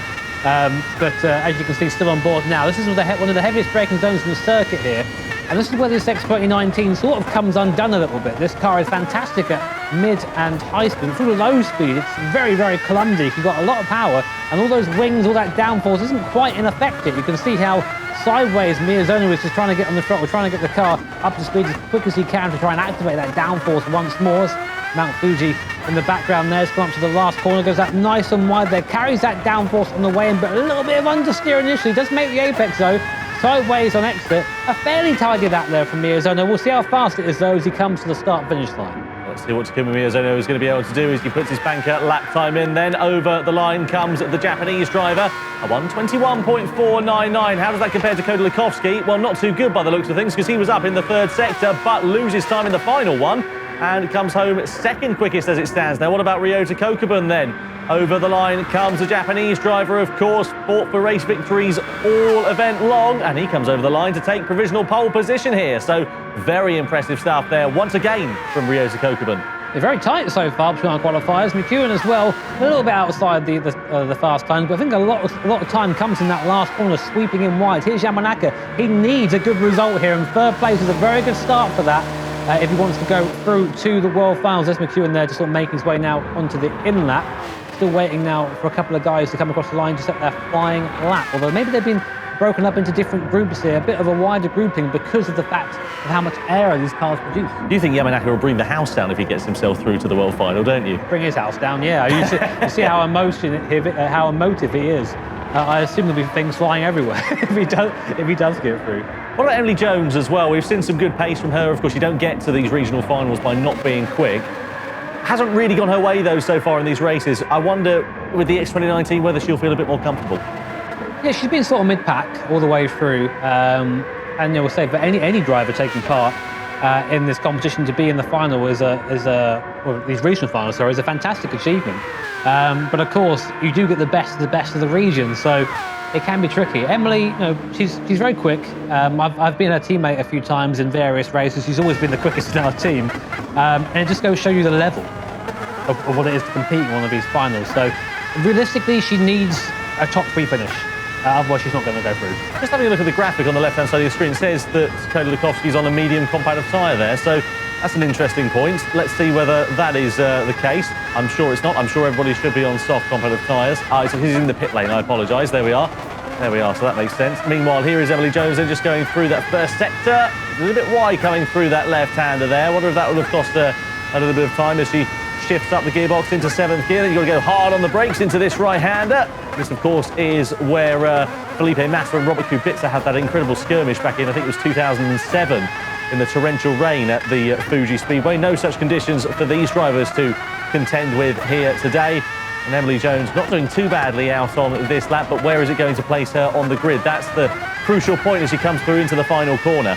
Here we go then, last corner, nice sweeping line, seems to be a line of choice through there, a little bit wide on the apex there, and then again messy on exit, that's going to slow her down all the way down the straight. 2 temps currently off the fastest time of Ryota Kokubon. Let's see what sort of time Emily puts in. It's going to be a 22, I think. Just a 22.0, so the slowest time so far by a couple of attempts. You won't be happy with that. Shogo Yoshida looking quite quick though, only just off the fastest time so far, but losing it again in that last corner. Goes the 4th fastest for now. Seems a lot of drivers in that last sector losing a little bit of time. Crucially out-qualifying Cody Lukovsky there as well, so that is not going to be a welcome sight there for Cody. Perhaps not the best lap time he could have done. What about Kanata Kawakami then? Has had something of a quiet regional final so far, and not long for him until he comes across the timeline. Let's see whether Kawakami is going to upset the order. He doesn't, only goes 7th fastest, just ahead of Emily Jones. Jonathan Wong hasn't had a lap to write home about here either. He is currently sitting down in 9th place, the slowest of the drivers. Something's happened there to Soma Aseri on that lap. He must have had a spin or something, because he's down 24 seconds off the pace. What's happened to Jonathan Wong? He was someone who we expect to be at the fast end of the field, and he's been nowhere in this whole final. I did maybe a little bit rusty, a little bit out of touch maybe, you know?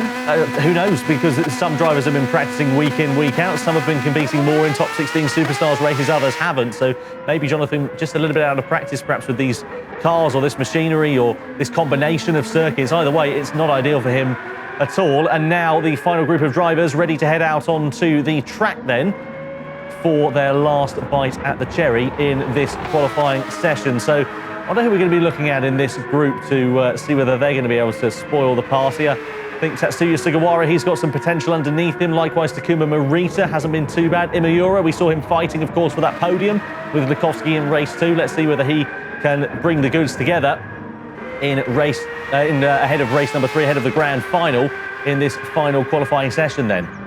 So here is Sugawara coming into that middle sector. I suppose it's clumsy down here. It really is a very difficult part of a lap, and to be honest, it's not a part of the circuit I particularly enjoy going for in any car, especially in a car like this. And to reiterate, these cars need to be travelling at a decent speed to get that downforce working, to get the air flowing over all those wings and then compresses it into the ground. I can tell you right now, Sugawara's, of course, coming onto his hot lap right now, so just winding up, but another driver who I've expected more of and not really seen much of in this regional final, but it's must reiterate just how high the level is to even get to this point. But there seems to always be like another step, you know, to the really fast guys, to the guys who are quick enough to get through. Well, here then is Tatsuya Sugawara then coming down towards that first corner. It's all about getting a good exit out of there, not carrying any mistake, not losing any time, because as we allude to a few times over the course of the racing, it is important that you don't carry that mistake down. You hold that position if you can and hold the time. So here is Imamura then. He comes over the line to start his only flying lap in this session. Steve, what are these drivers thinking on this final session? Of course, it's all to play for here. It's so close in the points table for these drivers, with double points on offer as well. There's a lot to play for these guys. Yeah, absolutely. We've seen that with the final so far, that it's not over until the end of the grand final. You know, in the qualifying session here, God, you can talk about this one. Yeah, this is Imamura just getting it all wrong, coming through the left-hander of turn 3. And you saw him just chucked out wide into turn 4 there, wasn't he? Just grabbed a bit of the grass out there, so easy to do. You know, you see now he's overdriving now to try and bring that time back. But ultimately, like, you aren't going to get that back. That's lost now. That's always frustrating when you're out there. Just checking out the track map, we've got our last 2 qualifiers coming through now to start their last flying lap. Here is Sugawara, about half a second off the pace so far, comes to the start-finish line, and not a good time there, only good enough attempt. I really thought we'd see a bit more from Tatsuya Sugawara. What about Morita then? Takuma is only a tenth of a half off the pace here as he gets ready to come over the line then. Is he going to be able to upset the party as he goes over? He doesn't. Only goes 9th quickest, loses time in that final sector. We saw Imamura with that mistake in the first sector. That has compounded him, so we would expect him to line up at the back of the grid, or perhaps not the back, because we saw Aseri with a very difficult day at the office here so far, so he'll be second to last then on the grid for Imamura. Araki, we haven't seen much from him over the course of today, but actually goes up to 7th quickest at the end of that session, so that's a very strong lap time there from him. What about Dylan Lindgren? Again, a driver who's been pretty anonymous so far in this Asia-Oceania regional final. He's heading towards the beam now as he comes over the line, goes 11th fastest, and now comes Tong, then the final driver, ready to take to the checker flag. Again, nothing really to write home about for him, 1.1 seconds off of the pace as he comes towards the line to complete the qualification session. Then goes 14th quickest, displacing Imamura and Iseri at the end of the session. But once more, it is Ryota Kokubun who is at the top of the timesheets. What an amazing lap time it is again, and what a way it sets up the grand final in the Asia-Oceania region. So the qualification session finishes up then with Ryota Kokubun once again at the top of the spoils. I mean, he's just doing everything right here today, isn't he? What he needs to do, you know, he's one of the people, of course, that, well, I say only Miyazono's got his place, but all he's got to do now is lead from the front. But it's Fuji. So, I don't know, long run down to T1, of course. And we also have Miyazono. He's in second place, Yamanaka in third. He really needed that. He needed to be high up. He needs to be on the podium minimum for any chance to go through to the World Final. Yeah, absolutely. And I have to say, Kota Lukovsky, I was worried about him for a brief time there, but fifth fastest at the end of that session is not too bad there for him, but expecting a little bit more.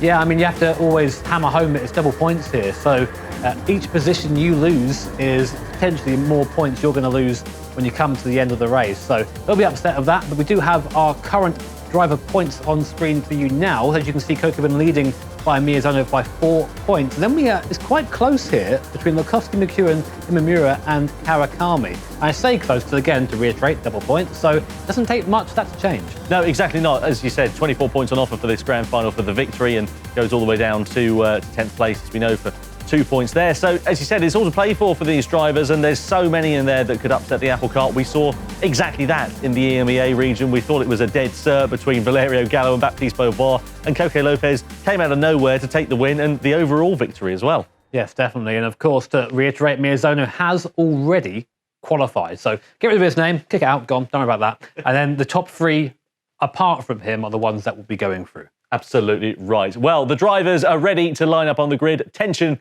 is in the air ahead of the grand final. Who is going to become our Asia-Oceania regional finals champion? And crucially, who are the three other drivers going to be that will qualify for our world final? We're about to find out as we get ready to get the race underway.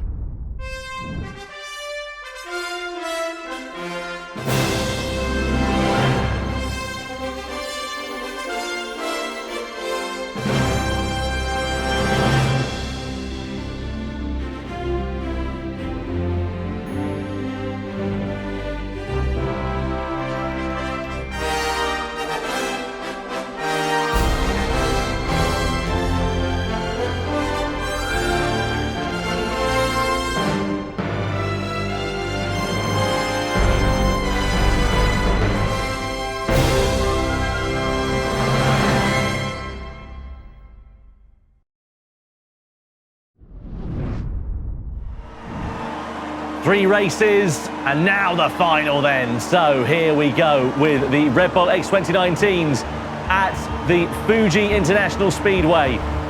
Ryota Kokubun lines up on pole position. Alongside him is the man who's kept him honest throughout the entire event, Takuma Miyazono alongside. Row 2 headed by Tomoki Yamanaka. Great qualifying from him, one of the best we've seen all event. And alongside him is Shiogo Yoshida. Next row of the grid, that's headed by Cody Nicola Lukovsky of Australia. Let's see what he is going to be able to do. He's got Matthew McEwen, the Kiwi, for company alongside. Next row of the grid is headed by Iraqi. And alongside the Japanese driver on home soil is Kanata Kawakami. Let's see whether he can pull something out of the bag in this race. Emily Jones lines up P9 on the fringes of the top 10. And completing that top 10 is Takuma Morita, who, again, we know can be very quick, but seemed to not get it all hooked up in qualifying. Dylan Lindgren lines up P11. And alongside him is Jonathan Wong, again, a driver who just didn't seem to get it all together during that qualifying session. Tatsuya Sugawara is P13. And alongside him is Tong. And then the final row of the grid, our 16 drivers comprised of Imamura in P15. And then 16th and lining up at the back is Iseri with that, shocker of a qualifying lap. Must have had a very big incident on that one. So now we get our first look at the tyres here, Jimmy. Ryota Kokubun, the pole sitter, opting for the medium compound. The interesting one, that you tend to see the leader go for the soft and try and break her away, but I'm going to guess, my thought is that he's going to just use that medium tyre, get rid of it straight away, soft, and then tyre for one lap at the end. So calling that now, but a very long run down at T1, so I'll be very surprised if Kokubun doesn't have to defend into the first corner. Yeah, absolutely. A very long start-finish straight here at the Fuji International Speedway. A lot of tension in the air for these drivers. You can see the mountains in the background then. sunshine overhead as we get ready then to get this one underway. So this is our third of 3 races here today. Double points on offer and 3 drivers set to go through to the World Finals. Ryota Kokubun will lead the field over the timing line. The Asia-Oceania Regional Final, the Grand Final, is about to get underway as the drivers will come over the line. The rolling start here will make things very interesting with that long straight, but the Grand Final for the Asia-Oceania region is underway then. Kokubun leads the field over. The drivers going into the slipstream to try and close up on everybody else, but it's a long run down to that first corner, and Kokubun knows that. Look at how defensive he's going, and look at the attack already from Takuma Miyazono. Yamanaka's having a look down the inside of Miyazono as Miyazono tries to go to the outside. Kokubun holds on. Yamanaka's on the inside with Miyazono wide on the outside there. Side by side nearly on the exit. Meanwhile, further back in the background as well, Iraqi versus Kawakami going head to head with one another, but coming through turn 3, it's Yamanaka from Kokubun, from Miyazono from Yoshida. Yamanaka stuck up the inside there and all the mayhem and takes the lead of the race at the first corner. Fantastic start for him, and this is exactly what he wants. Yamanaka really needs to win this race to stand any chance of going through to the World Final, and now you're going to see him bolt. Kokubun behind is on that medium compound tire. He's going to be holding up Miyazono. Yoshida behind as well, as Lacoste looks for a move in the background on Yoshida. Maybe a little bit of contact there. We didn't quite see the end of that, but I think there was a little bit of a touch there. Slowed them all up, and now Lacoste back up behind Yoshida through this last sector here on the medium tire. This is where Cody's really going to struggle compared to the guys at the top of the field. And it looks like Miyazono having a look at Kokubun as well. We're coming through into the final corner then. That is where, of course, the slipstream is going to come into play on this start-finish straight. And yeah, very close. You're absolutely right there, Jimmy, with Kokubun and Miyazono then. So let's see what is going to happen with these drivers. So here is Tomoki Yamanaka over the timeline then to complete the first lap, but we're side by side for second as well. Miyazono versus Kokubun then. Miyazono on the inside, Kokubun on the outside. The hard tyre runners, some of them coming in, but second place changes hands then with Miyazono going through into second ahead of Ryota Kokubun. So very exciting early doors then. Miyazono getting himself back to where he qualified, and now he's going to have to do everything he can to try and close up that gap of 1.7 seconds to Tomoki Yamanaka. Yeah, importantly, Tom, that gap, 1.7 seconds, that is the draft. That is gone. There's no draft from that range. So Yamanaka, if he can keep that gap there, Miyazono won't really have any sort of advantage down the straight. He won't be caught. But he needs to go now. This needs to be qualifying time for Yamanaka. Miyazono, we know how quick he is in this X2019, of course, winning the last World Tour event at Sydney in one of these things. Likewise, Cody is well back there in 5th position. So Yamanaka, that will definitely be in the back of his head. Now, Ryota Kokubun, he's lost a couple of places. He's fallen back down the order on those medium tyres. I'm not quite sure how long we're going to see him on here. Steve, do we have you there, mate? I'm wondering if you can sort of decode this strategy here. Yeah, it's a bit of an unusual one for him, because normally when you start at the front you go on the soft tyres to try to pull away, so a bit of a different one for him, but I'd expect to see him in for maybe 8 laps on those tyres and then come in and change to the softs. Interesting perspective there. I'm wondering too if that will work out, of course, for Kokubun.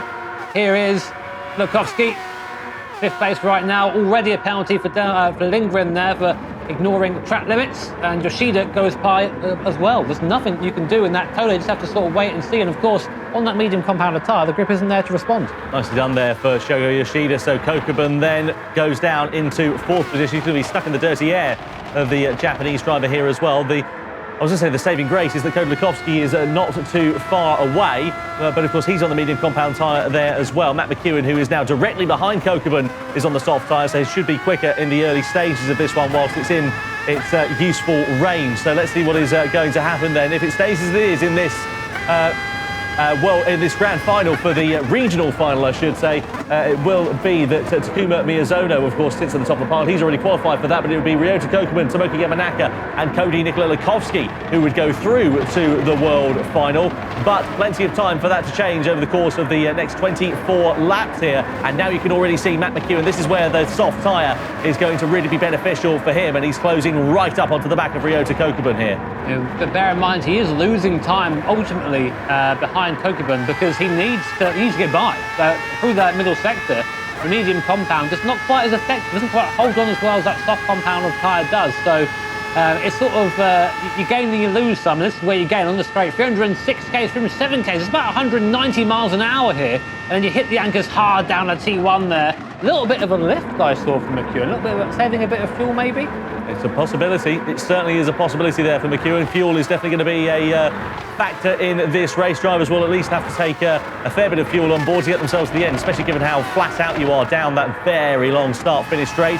Sugawara and Aseri coming into the pit lane. They've made 2 and 1 stops there respectively. Sugawara now going onto the soft combat of tyres, so one would imagine he's going to be 3 stopping. There are the live points rankings. It would be Miyazono from Kokubun from Yamanaka, but of course it would be the top 3 drivers bar Miyazono who are going through. So as it stands, it would be Kokubun, Yamanaka and McEwen, believe it or not, who would go through at this stage. But of course, different strategies that these drivers are on now. Can you imagine the bragging rights if you're Yamanaka, right? And you get through. And you say, well, I only needed 2 races, mate. I didn't need 3. Can you imagine that? I mean, of course, as you say, long way to go, yeah? Lots of strategies to play out and lots of stories yet to come. We're on board with McEwen right now, the Kiwi driver. I kind of like that, the combination of the black and blue and the livery there. Looks pretty sweet if you ask me. That's the gap in front. There is Shogo Yoshida. Not quite close enough for that slipstream range. That gap there's 1.7 seconds. Seems to be about maybe 1.3, 1.2 around there. I think Steve can probably confirm that for us in a second. But as we go down towards T1, there's a battle going on in the background too. I think it's between Tong and Kawakami. I just noticed that Kawakami putting by in the draft. Now Kawakami is the first of the runners who have already stopped at the moment. So he's made 1 stop, he's in 8th position, and that's something we've got to watch out for. We've got to watch out for people who have already stopped and where they are in comparison to those who have yet to do so. Yeah, Kawakami starts on the medium tyres, he's now on the soft compound of tyres, and Tong just doesn't look like he's got the pace underneath him. If anything, he's a bit out of position, to be fair, because of course all the drivers who are behind you can see on the graphic, the tower graphic on the left-hand side of the screen, they've got a number next to their name. That indicates that they have made at least 1 or 2 pit stops over the course of this one. So Tong has just benefited from everybody else pitting around him, essentially. So you would expect it to be quite an easy pass there for Kawakami. Despite the difference in strategies between these drivers. I don't think it's unfair to say that Tom's just not been at the pace this whole final, and he's not really been able to challenge anybody, but of course still here. You've got to be in it to win it, and anything can happen in these races. Here is Yamanaka, our leader since T1, lap 1, starting to be reeled in ever so slowly by Miyazono behind. Again, we know that Miyazono is a bit of a boss in these cars, so Yamanaka will be known that too. We'll be seeing the gap come down. Here's Emily Jones as well. She's the latest now to catch up to Kokubun in the draft. Should be an easy move here, just get in the slipstream, take advantage of the car in front, pull out, thank you very much, move made. Side by side they go then. Down towards the braking zone is where Jones surely is going to be able to brake a lot later, given she's on the soft combat of tyre. Kokubun trying to give it as good as he gets, though. Is he going to try the switchback? Well, he tries to, but Jones claims the apex very nicely indeed at that first corner. Steve, if you're Ryota Kokubun at this point, of course, you're on a very different strategy. Would you be worried about all of these cars going past you? What's going through his mind right now here? I don't think he'd be too worried at all. He knows that they're on a different set of tyres, softer tyres. I think for him, it's really just a case of almost letting them go past and then just tucking into the slipstream. He can gain slipstream for a good half a lap and just gain a bit of time each time someone goes past him. That's the thing, really, when you're on that different strategy is, as Steve says, minimising your time loss and just trying to hold up the guys on the soft as much as you can. Yeah, absolutely. So here then is Cody Lukovsky in 9th position. He, of course, has made 1 pit stop there so far. So aside from Kanata Kawakami, he's the highest placed driver to have made a pit stop. He's the highest placed front runner, certainly, within this race. But let's see whether he can indeed be fighting at the front towards the end. He's now coming onto the back of Tong then. Is he going to be able to find his way through on the start-finish straight? You would imagine that is where he will certainly think about pouncing a move. And you see significantly how much faster he is than Tong already in that final sector. Very different lines that those two are taking. Out of the corner we go now as Ryota Kokubun comes in. He's had enough of those medium tyres. So which way is he going to go in terms of his strategy then? He goes medium to hard. So he's going to run the hard tyres. Do we think he'll run those for a lap or he'll run those for a bit longer? I reckon it'll be the lap.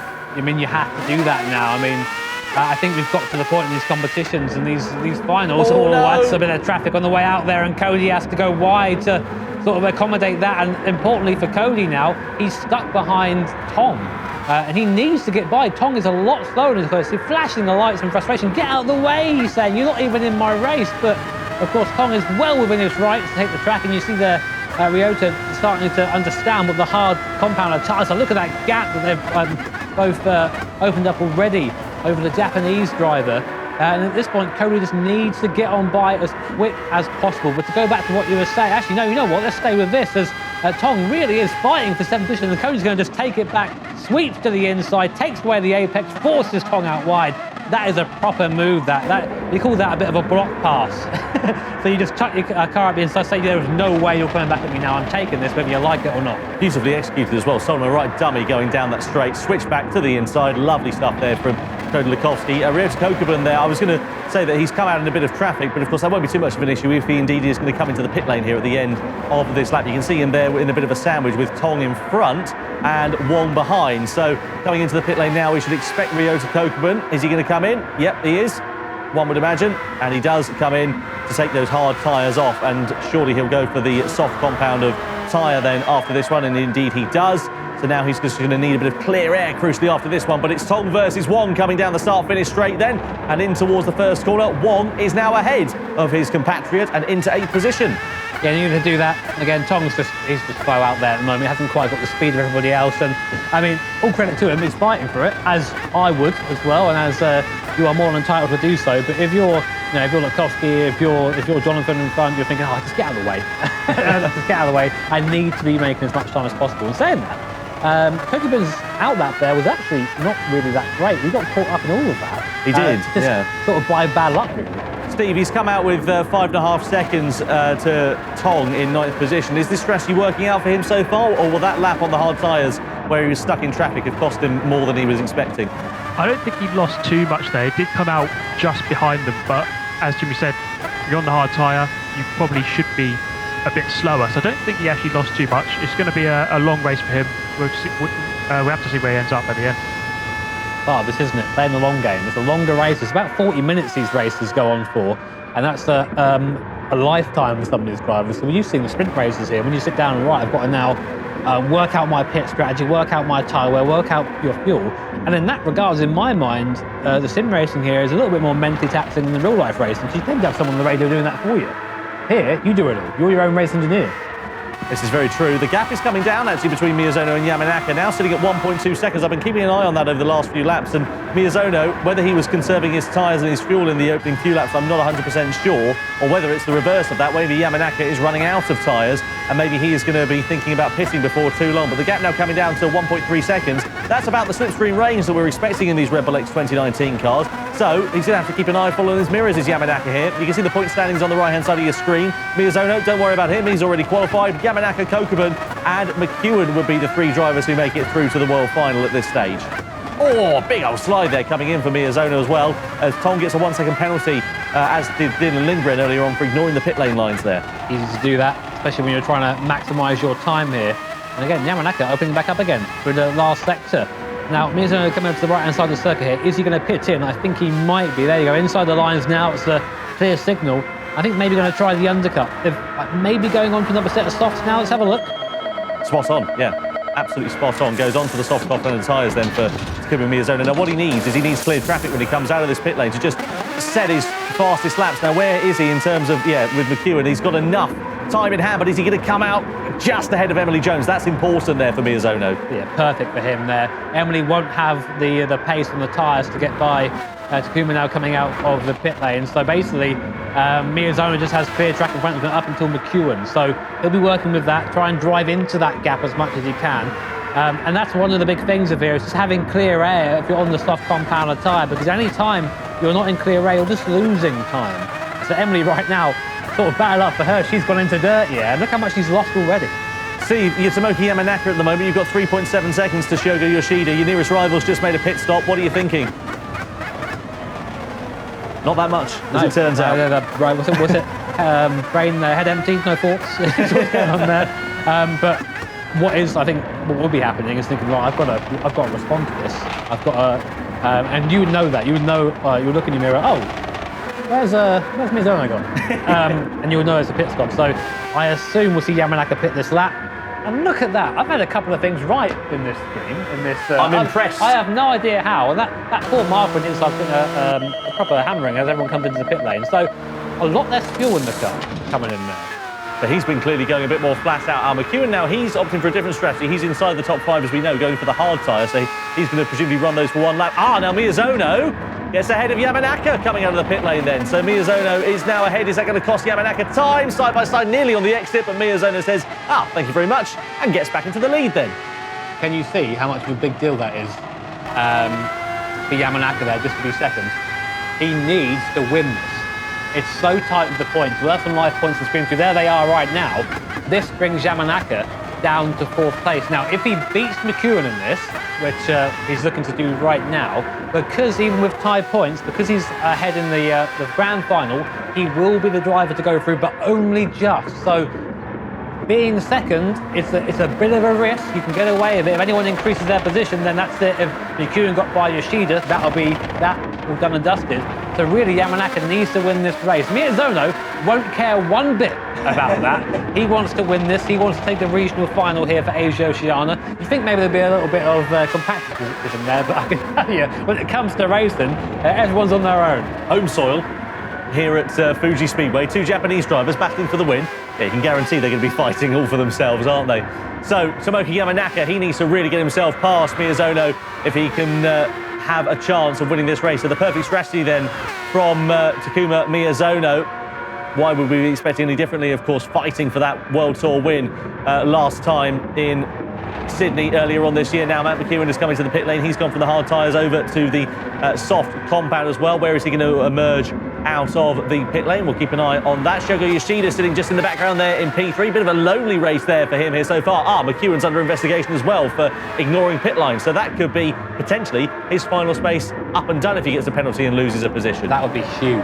And that's such a silly thing to do. And it happens really quickly when you're pitting it. You're just trying to really maximise your pit entry and your pit exit. And sometimes you just sort of forget, damn, I'm a little bit slow coming in there. So we'll see what the stewards say, of course, but that would be a massive implication, for the race rankings. And of course, the overall point rankings will update you that when we know more ourselves. Here is McEwen. No, he's ahead of Kokibun, interesting enough.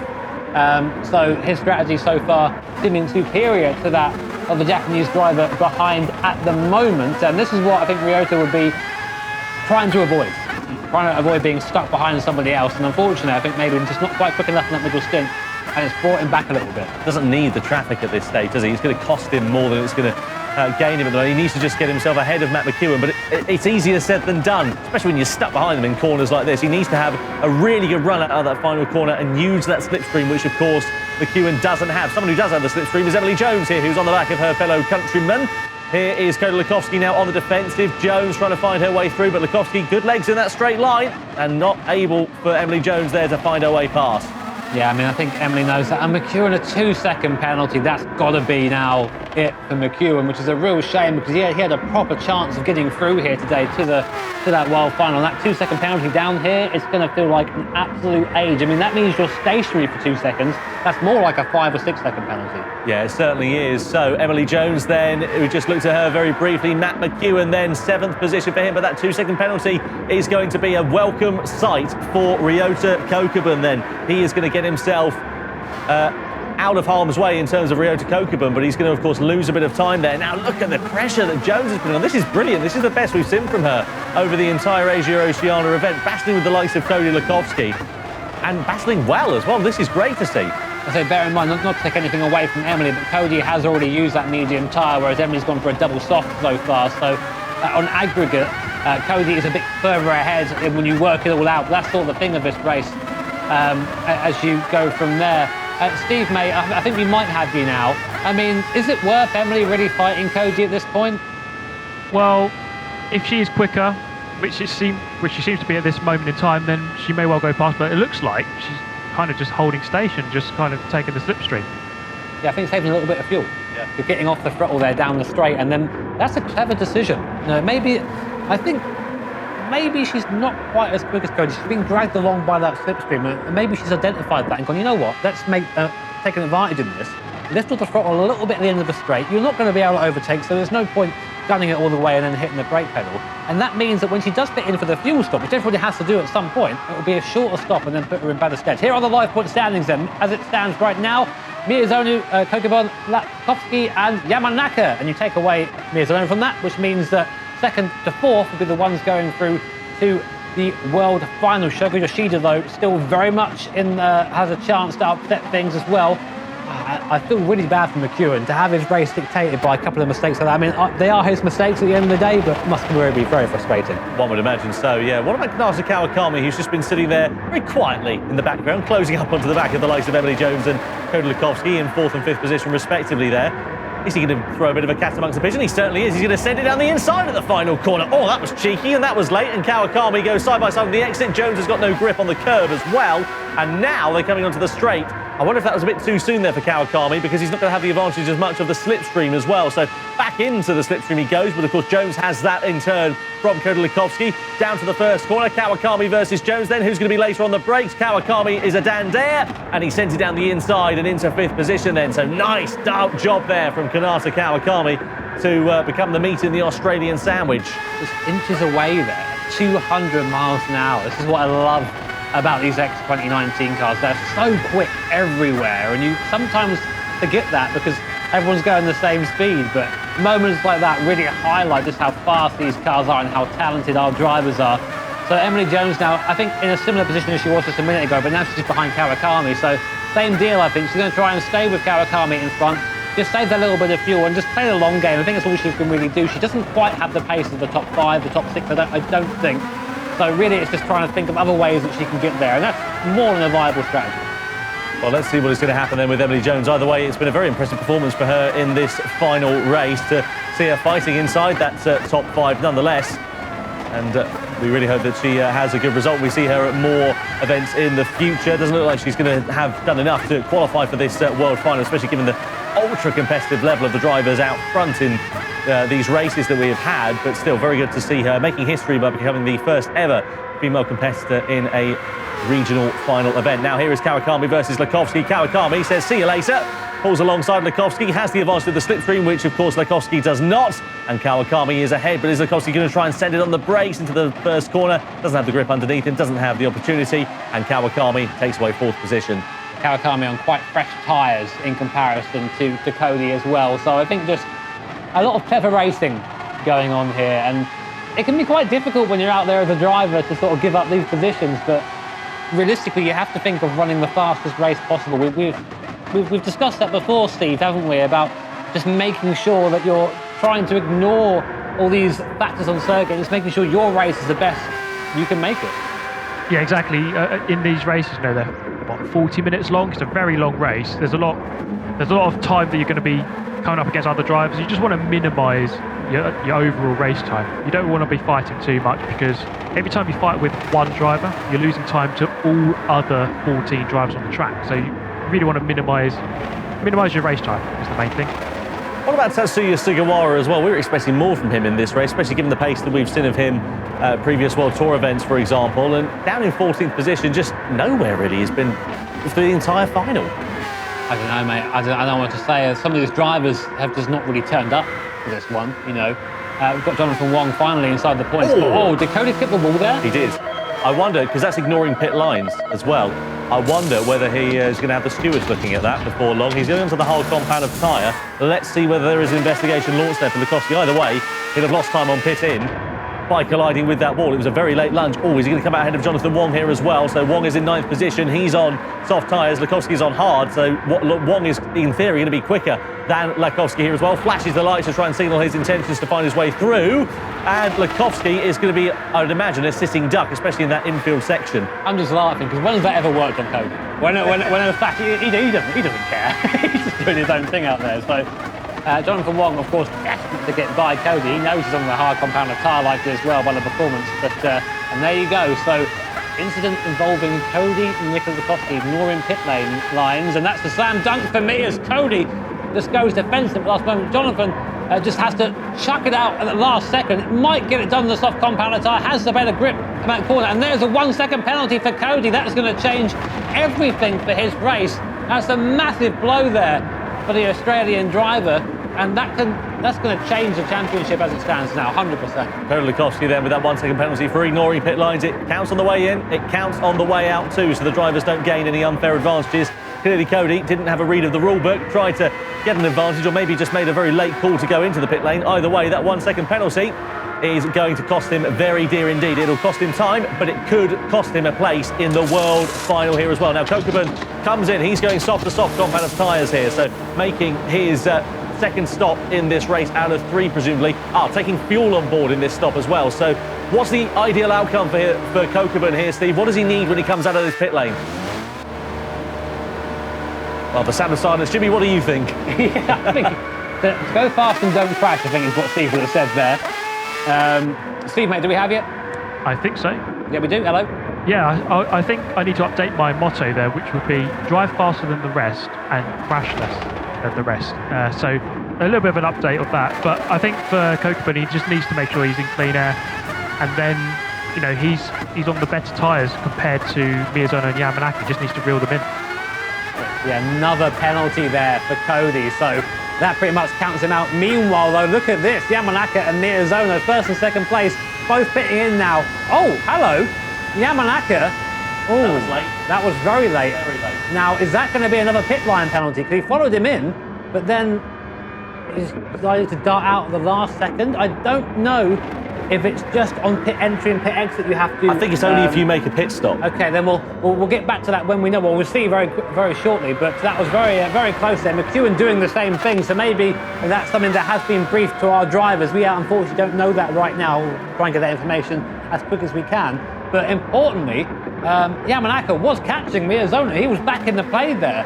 And this is all these people having their penalties, McEwen and of course Lukowski. This is all playing into the hands of Yamanaka, who, as it stands at the moment, will be going through to that world final.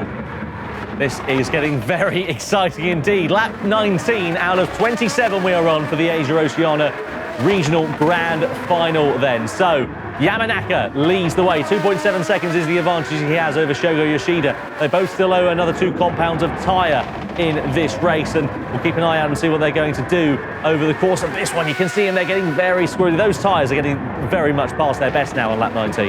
Yeah, I think now maybe Miyazono made the right choice to come in, I think, because now Yamanaka's really struggling. He'll come into the pit lane now as well and probably try and emulate Miyazono, probably go for that hard compound of tyre as well. Let's see what he does. Oh, no, goes to the medium compound of tyre actually, so he's going to try and get past Miyazono on this stint. Fuel going in as well. Only 3 litres left in the tank. Will this be fueling to the end? Let's wait and see. It'll be a long stop if it is. There is Shogo Yoshida. He goes into the lead for now. Emily Jones up to second by virtue of just not pitting yet at this point.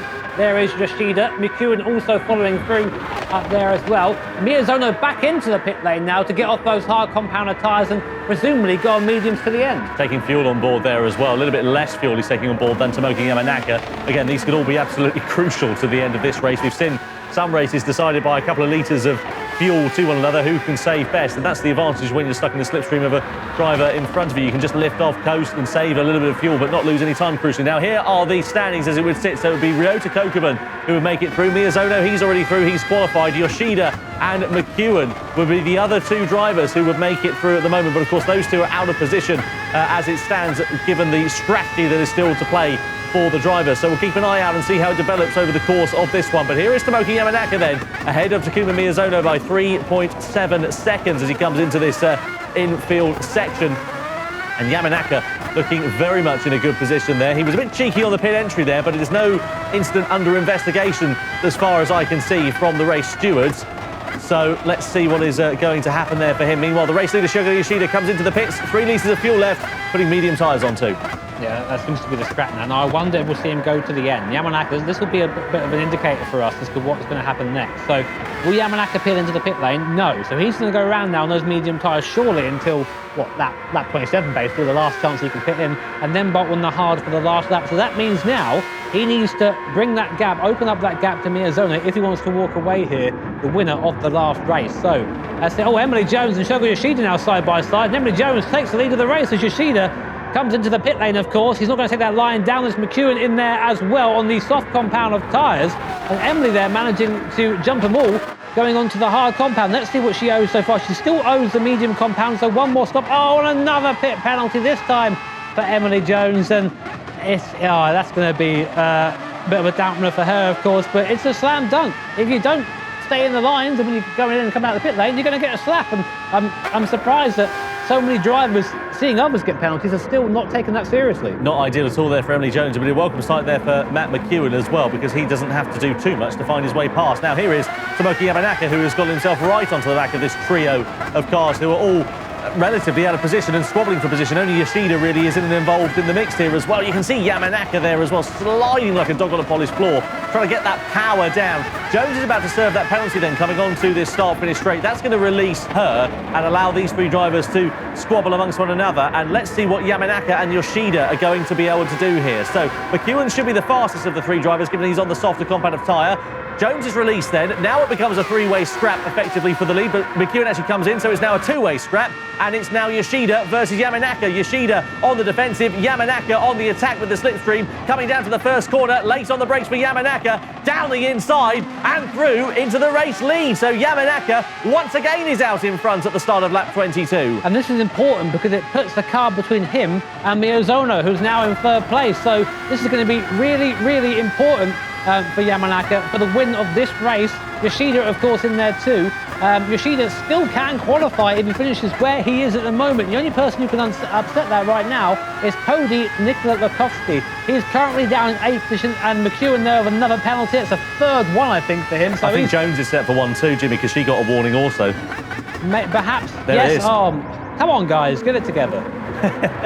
Live points rankings on the right-hand side of your screen. Kokoban there with 38 points would take the overall Asia-Oceania regional final win. I'll put my teeth back in.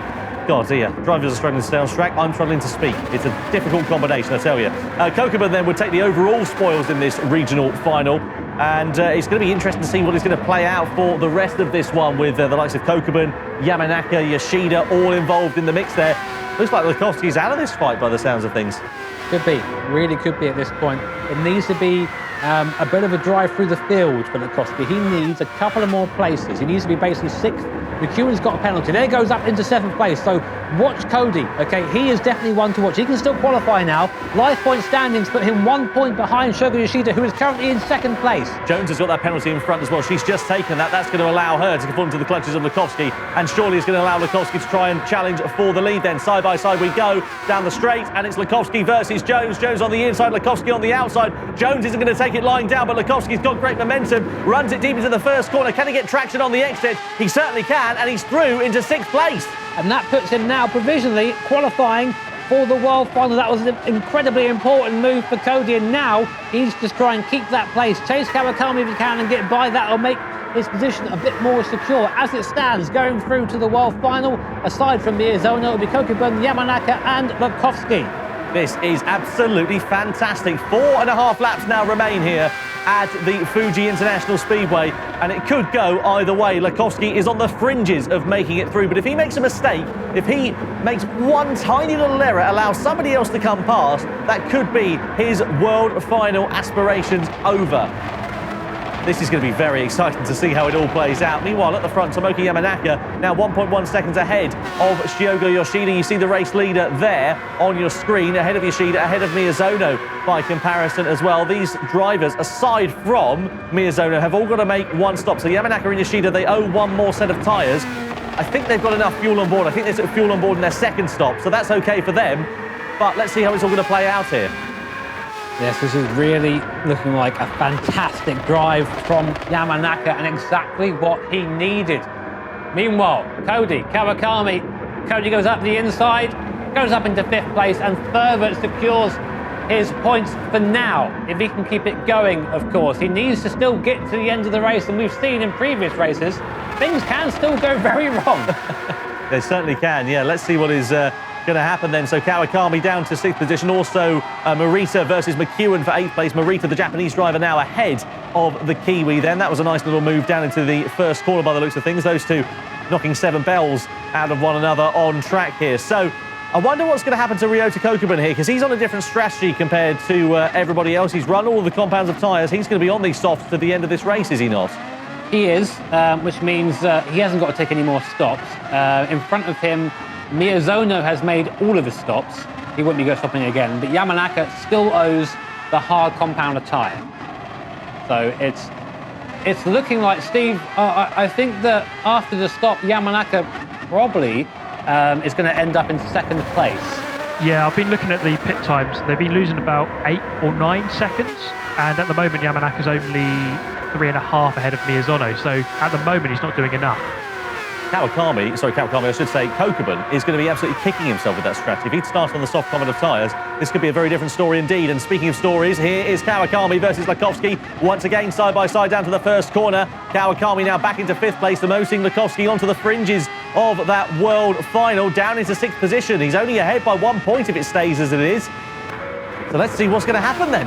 Yeah, Cody, I think just for his own sort of peace of mind, really wants to be coming home in 5th position. Kawakami, unless something insane happens in the top 4, isn't really going to be going through. So Cody will be probably starting to pile on the pressure, make sure he can get that place out of there. It does look like as well Yamanaka is starting to slow down. That medium tyre, he's been on it for 6 laps, same as Miyazono, but not quite handling the wear as well, I think, as the drivers around him. Now we expect to see Yamanaka and Yoshida both pit at the start of lap 27, the final lap of the race, because they both still owe the hard compounder tyre. You have to use every compounder tyre in this race at some point, but the top 2 currently haven't done that. So Miyazono still looking like the driver is going to come out on top here.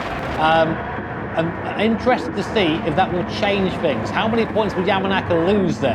I think he'll be tied with Latkovski, which will just put him through to the final still. So just over 2 laps and now remain then here at Fuji, and it's still anybody's guess. Still final pit stops to be made, and still not only a race victory, but the world final positions to be decided. Now starting that penultimate lap, this is the lap where Yamanaka, Yoshida are going to come into the pit lane then to make their final stops. Here is Yamanaka, and you can't discredit him at all. He's driven brilliantly over the course of this one here, as has Hyogo Yoshida. On that point, if Yoshida beats Yamanaka, then Yamanaka will not be going through. So this pit stop here, this is going to be everything. Watch their fuel. See how much fuel they both have. If Yoshida, if there's fuel to go in, and Yoshida has more fuel in the tank going in the pit lane, this could be a massive upset from what has been a fantastic drive from Yamanaka up the front here. This pit stop is everything. We've seen so many people come into the pit lane, make the mistake on the pit entry line, get a penalty. None of them can afford that right now. So here we are then. This is going to be the pivotal moment of the race for both these drivers. Yamanaka peels over to the right-hand side of the circuit, as does Yoshida, both coming in for that hard compounder tyre. There's Miyazono in the background. He will go through into the lead of the race. 11 litres. I think they're both fine. If anything, actually, Yoshida might have split a bit of fuel, so I think Yamanaka is fine here. So onto the hard tyres, here comes Miyazono then to take over the race lead on the final lap. So Miyazono is going to win this one on the road, but where is Yamanaka and Yoshida going to come out in relation to Ryota Kokubun here as well? It was very close between them. There is Yamanaka in second, there's Yoshida, there's Kokubun, but Kokubun, of course, is on the soft tyre. The drivers in front are on the hard tyre, so Kokubun is on the attack then here, and Yoshida is defenceless against Kokubun. So he's now through into 3rd position here, so again, this could really swing the balance of this on the final lap. Miyazono's through, we know that. Kokubun, Yamanaka and Latkovski are the 3 drivers who will make it through, but Kokubun is like a man possessed on this final lap. He's really putting the pressure onto Yamanaka. He needs to have this Yamanaka. He can't fail 2nd position. If he does, then Latkovski and possibly Kawakami is going to get him here. So this is all about defence now through this last sector. Kokubun on the superior tyre. Tons more grip than Yamanaka. And also the draft going down the straight. Yamanaka defending for his life through the last sector. It's all he can do right now from a charging Kokubun. This could be a drag to the line then between Yamanaka and Ryota Kokubun then. So Takuma Miyazono is going to win this one on the road, but it's all about Yamanaka versus Kokubun for a place in the world final later on this year. So through into the final corner, Kokubun closes up onto the brakes, and out of the final corner they come now. He needs a good exit here, does Ryota Kokubun. Takuma Miyazono wins the grand final for the Asia-Oceania region, but who's going to take second? Yamanaka is just going to hold on ahead of Ryota Kokubun and secures his place in the world final then. What a brilliant race. Yoshida finishes in 4th, Kawakami comes home 5th, and I think Latkovski with 6th position has just done enough to claim his spot in the world final there as well. Well, tension to the checkered flag. Yeah, he just got in there. They're both they're tied on points, Latkovski and Yamanaka. We'll give you the official points when we know them. But what a finish there. Yamanaka had to defend for his life, and just holding Kokubun on the apex there, slowed him up like a pro, didn't give him the exit, pulled away down the straight and took 2nd place. Imamura coming home there in 13th place. We're still waiting for Sugawara, Iseri and Tong. They're a bit further down the field, but it's this man, Takuma Miyazono, who at the last second in the last race did what he did best in the Red Bull X2019, took the win and takes the spoils here in the Asia-Oceania regional final. That is fantastic. Huge congratulations to Takuma Miyazono, to Yamanaka, to Kokubun, and to, of course, Cody Lukovsky as well for making their spots firm in the world final, provisionally at least in terms of the standings. But what a race there from Takuma Miyazono, taking the checkered flag in the grand final in the Asia-Oceania region. Oh, well, Gordon Bennett, that was just unbelievable, wasn't it? Tension to the line. Fantastic. Absolutely mad. And I was convinced that Kokubun was going to get Yamanaka at the end there. But as I said, just absolutely pro move. I love to see that. Just backed him up on the apex. Just, nah, I'm having this, mate. Fantastic. Love that stuff. Steve, what did you make of that final lap there? I mean, Yamanaka, he needed to finish ahead. He needed to finish second on the road in that race. He did it, and he judged it to perfection. Yeah, it was always going to be a really difficult scenario there, because coming into that final sector, you can easily get overtaken into the final corner, but also on the way out of it in a drag race to the line. So as Jimmy said, he did the right thing just by parking on the apex and making sure that Kokubun went into the back of him and then go. So he played it to perfection in a very, very pressured situation. Yeah, it was phenomenal to see there for Yamanaka as well. And what about Ryota Kokubun? Qualified on pole position. Do you think he's going to be ruining starting on those medium tyres? He could have been fighting for the win. Instead, it was only a podium. I actually just think that he drove a really good race. I just think that Miyazono was quicker. I think that we've seen it so many times that when Miyazono gets out front, when he has that clear air, it's just checked out. That's it. And I know we didn't really speak about him that much in the race because he was kind of on his own for the latter half. There was a bit, of course, in the medium part of it, but I cannot understate just how impressive a drive that was. Yeah, absolutely. Let's take a look, shall we, at the race standings then after the grand final in the Asia-Oceania region and piece together exactly what happened there. So Takuma Miyazono takes the spoils then in the grand final ahead of that brilliant final lap. Great performance from Tomoki Yamanaka. Surely he has to be in contention for the driver of the day after that performance. Kokubun taking third position ahead of Yoshida and Kawakami. Great race from those two drivers as well. Lukovsky in sixth position at the checkered flag after that one. Really impressive result, especially given two penalties. Yeah, I'm not really sure what... It was a weird race from Cody, wasn't it? Just didn't quite at any point sort of engage brain. Like, I mean, you can't be picking up those penalties in this race. He knows that. He'll be frustrated with that. We know what he's like. But just by being good in the first two races and the other guys sort of in contention not quite being there, he managed to get through to the final, but only just. These are mistakes he needs to iron out for that world final. He needs to work on that quite clearly. 100%. The world final, the level up there is one of those mistakes. Your entire race is done. Your entire weekend's done. So you need to really make sure you're getting rid of those tiny little errors. Otherwise, they're going to come back and bite you.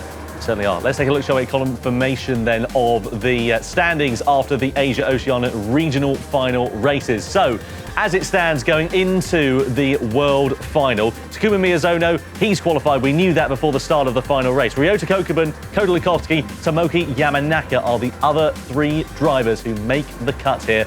Lukovsky and Yamanaka, I mean, it doesn't get any closer than that between those two, does it? No, and Yamanaka actually sort of came into a bit of a luck there because he was ahead on road in the grand final. He actually finishes third, even though they have the same points, which means he gets one more point going into the world final. So that was a bit sneaky there. It certainly was. Yeah, it really, really was that. Let's go over to Julia, shall we, who is with our regional final champion for the Asian region of Takuma Miyazono. Takuma, hello. How are you feeling? 正直、勝つのが少し厳しいと思ってたので、無事に勝ててほっとしますし、とても嬉しいです。I mean, you already knew that you were going through, but you still fought, you know, up to the very, very last minute. Is it a matter of pride? プライドの部分もありますし、やっぱりポイント自体もワールドファイナルにつながってくるので、そういった意味でも絶対に出るからには勝たなきゃいけないなと思って走ってました。That's a very good strategy for life. I love it. Are you excited about the World Finals? そうですね。ちょっと今まであんまりワールドファイナルとかいう実感もそこまで正直なかったんですけど、今回こうやってリージョンファイナル戦って、いよいよだなっていう気持ちもあるし、また気持ちを切り替えて全力で頑張っていこうと思っています。And one final question for you before you can go and relax after all of this driving and racing today is what do you think of your Asia-Oceania competitors? How was the racing, with these drivers?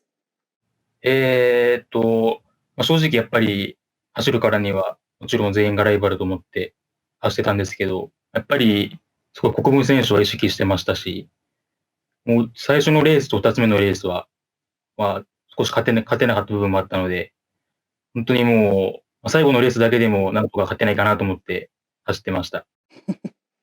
Oh, well, you did exceptionally well and good luck moving forward into the World Finals. It's been a pleasure to watch you race today. Great to hear there from Takuma Miyazono. I think he's pretty overjoyed with that one, don't you? I mean, I would be. I mean, he said that his goal was to win this. And he won it. Yeah. I love the way you said, I've just got to switch my feelings. Just like flick a button, there we are, job done. It's better, same in the World Final, definitely one to watch, I think. Yeah, absolutely. And I think if we look at the other finals, we've had the EMEA, we've had the Americas finals, there's going to be so much competition there. It really is the creme de la creme of GT talent, isn't it? Well, the thing is, every time we do a final, we think, oh man, this is the guy to watch. And then someone else comes along, oh, this is the guy to watch. And then another final, well, no, it's this guy, he's the guy to watch. So, it's going to be mad. I'm very looking forward to it. Yeah, absolutely. Well, of course, we have got to decide our Michelin driver of the day here as well. Let's go over to Steve then. Steve, who is our Michelin driver of the day for the Asia-Oceania region? Yeah, there was loads of really, really good performances, even from the front to the pack, from the front to the back of the pack. But I'm going to give it to Yamanaka because for him to qualify after only doing 2 races it's just almost unbelievable. I'm not sure that's even happened before. So I'm going to give it to him. Really good performance. Yeah, really good to hear there from Steve, and good to crown Tomoki Yamanaka as our Michelin driver of the day. So let's go over to Julia, who is with him. Hey, Tomoki, how are you doing? Yeah, so great.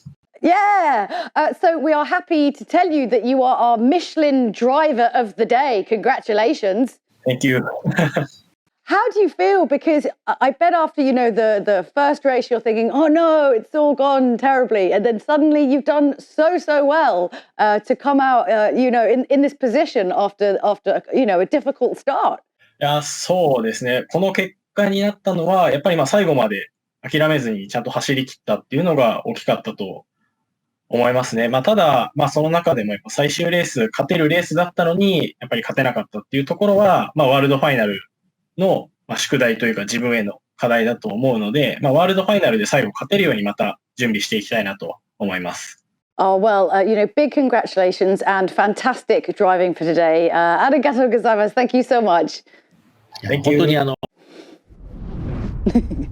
Lovely to hear from Tomoki Yamanaka. Let's take a look, shall we, and unpack that jam-packed race in the grand final for the Asia-Oceania region. Here we go, then down to the first corner. This is where it all kicked off. Yamanaka sneaking his way through up the inside of Ryota Kokuben then. How on earth did he do that?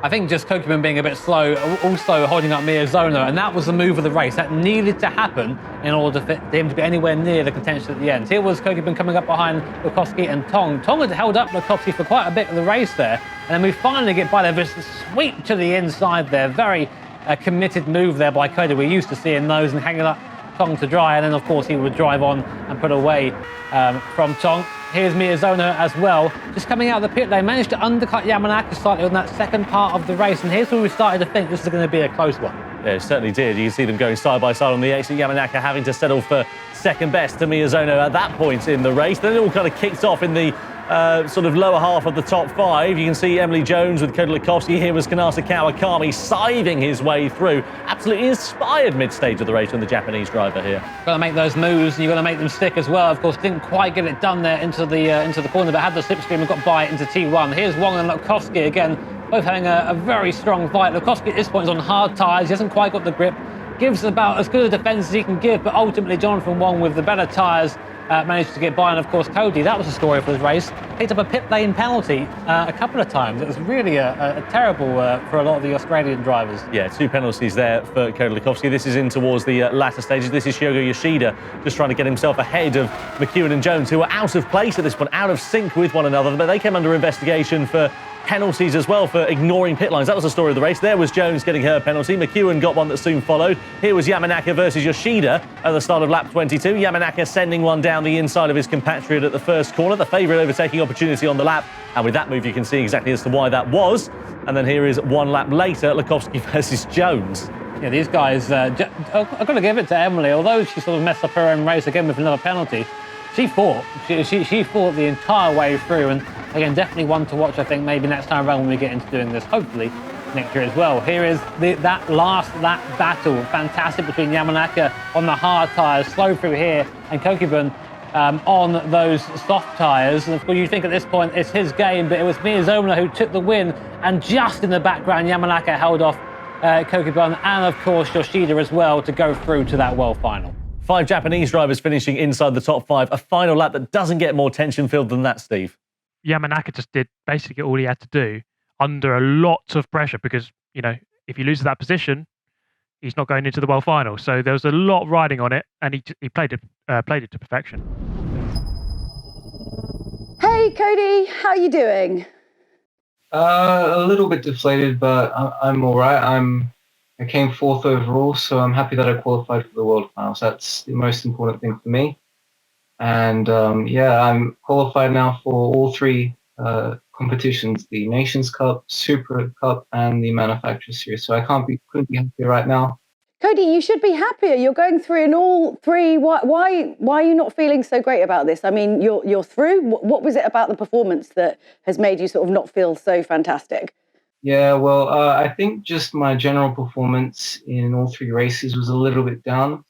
This last race, I was on a very good lap in qualifying, and then I missed out in the last sector with a small mistake, and that cost me dearly.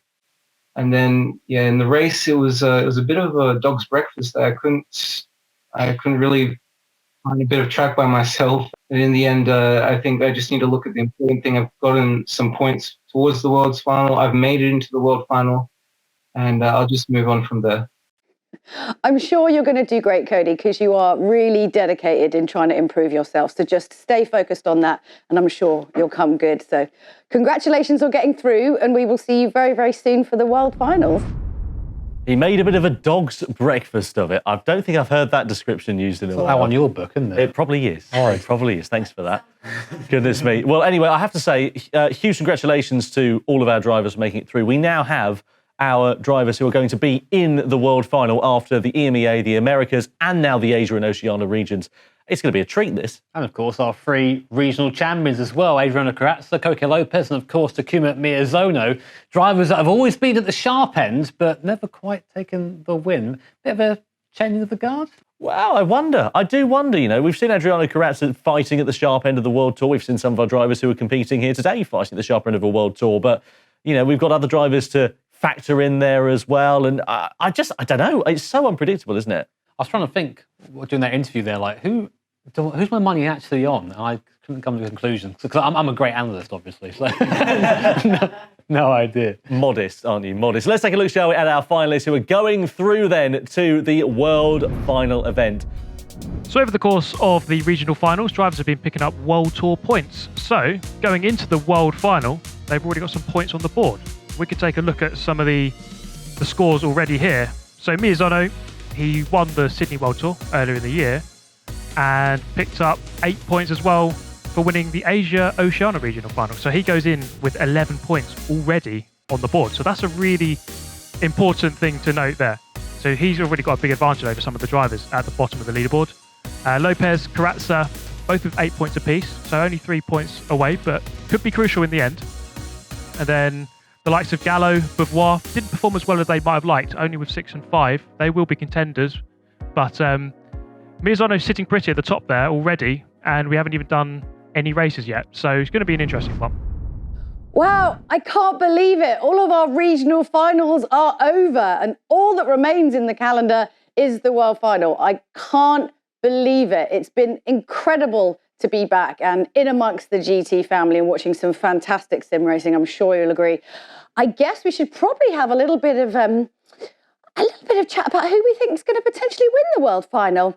Lads, what do we think? Come on. Don't ask him for a start. He's not going to give you a clear answer. I've been pushing him all show. Come on. I've been having people tell me, Jimmy, what do you think? What do you think?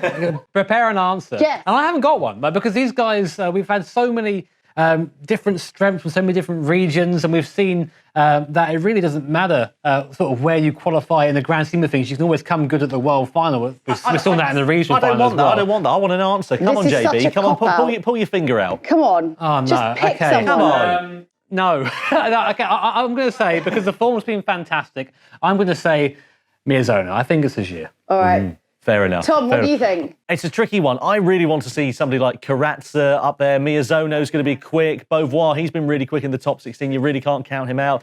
It is, as Jimmy says, it is genuinely really hard to predict. It's hard now, isn't it? Yeah, it is hard. Yeah, when the shoe's on the other foot. Steve, what do you think? Have you got a fave? I'll tell you who's going to win. Yeah. Valerio Gallo. Ooh. Look at that. Yeah, I know. I like this. This is a decisive thing. And even if it's wrong, it doesn't matter. At least you made a decision. I don't know. I think you are right. I think it is a really difficult one to judge because everything gets so kind of mixed up.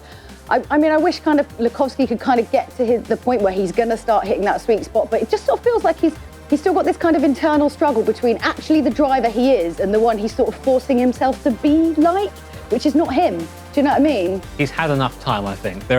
You can have enough excuses before you can say, well, everyone else in the same boat, you've been there enough times. Yeah. You've got to perform or don't. That's it. There's nothing else. As Steve's picked somebody from EMEA, you've picked somebody from Asia-Oceania. I'll go with Ankel Inestrosa, say, because he's won it before in the Manufacturers Series. I'll go with him as my pick then, just to pick somebody from Central and South America. Yeah. Or Andrew Brooks. Oh, maybe no, I can't. I've changed it. Inestrosa. Dates for the World Final on your screen for you now. It's just unbelievable, really, isn't it, how quickly this year has gone by and how excited we all are for the World Final. Thank you very much indeed for joining us, from Steve Brown, from Julie Hardy, from Jimmy Broadbent, and from myself, Tom Brooks. Thank you very much indeed for joining us. Stay safe and take care, and we'll see you for the World Final for the FIA Gran Turismo Championships.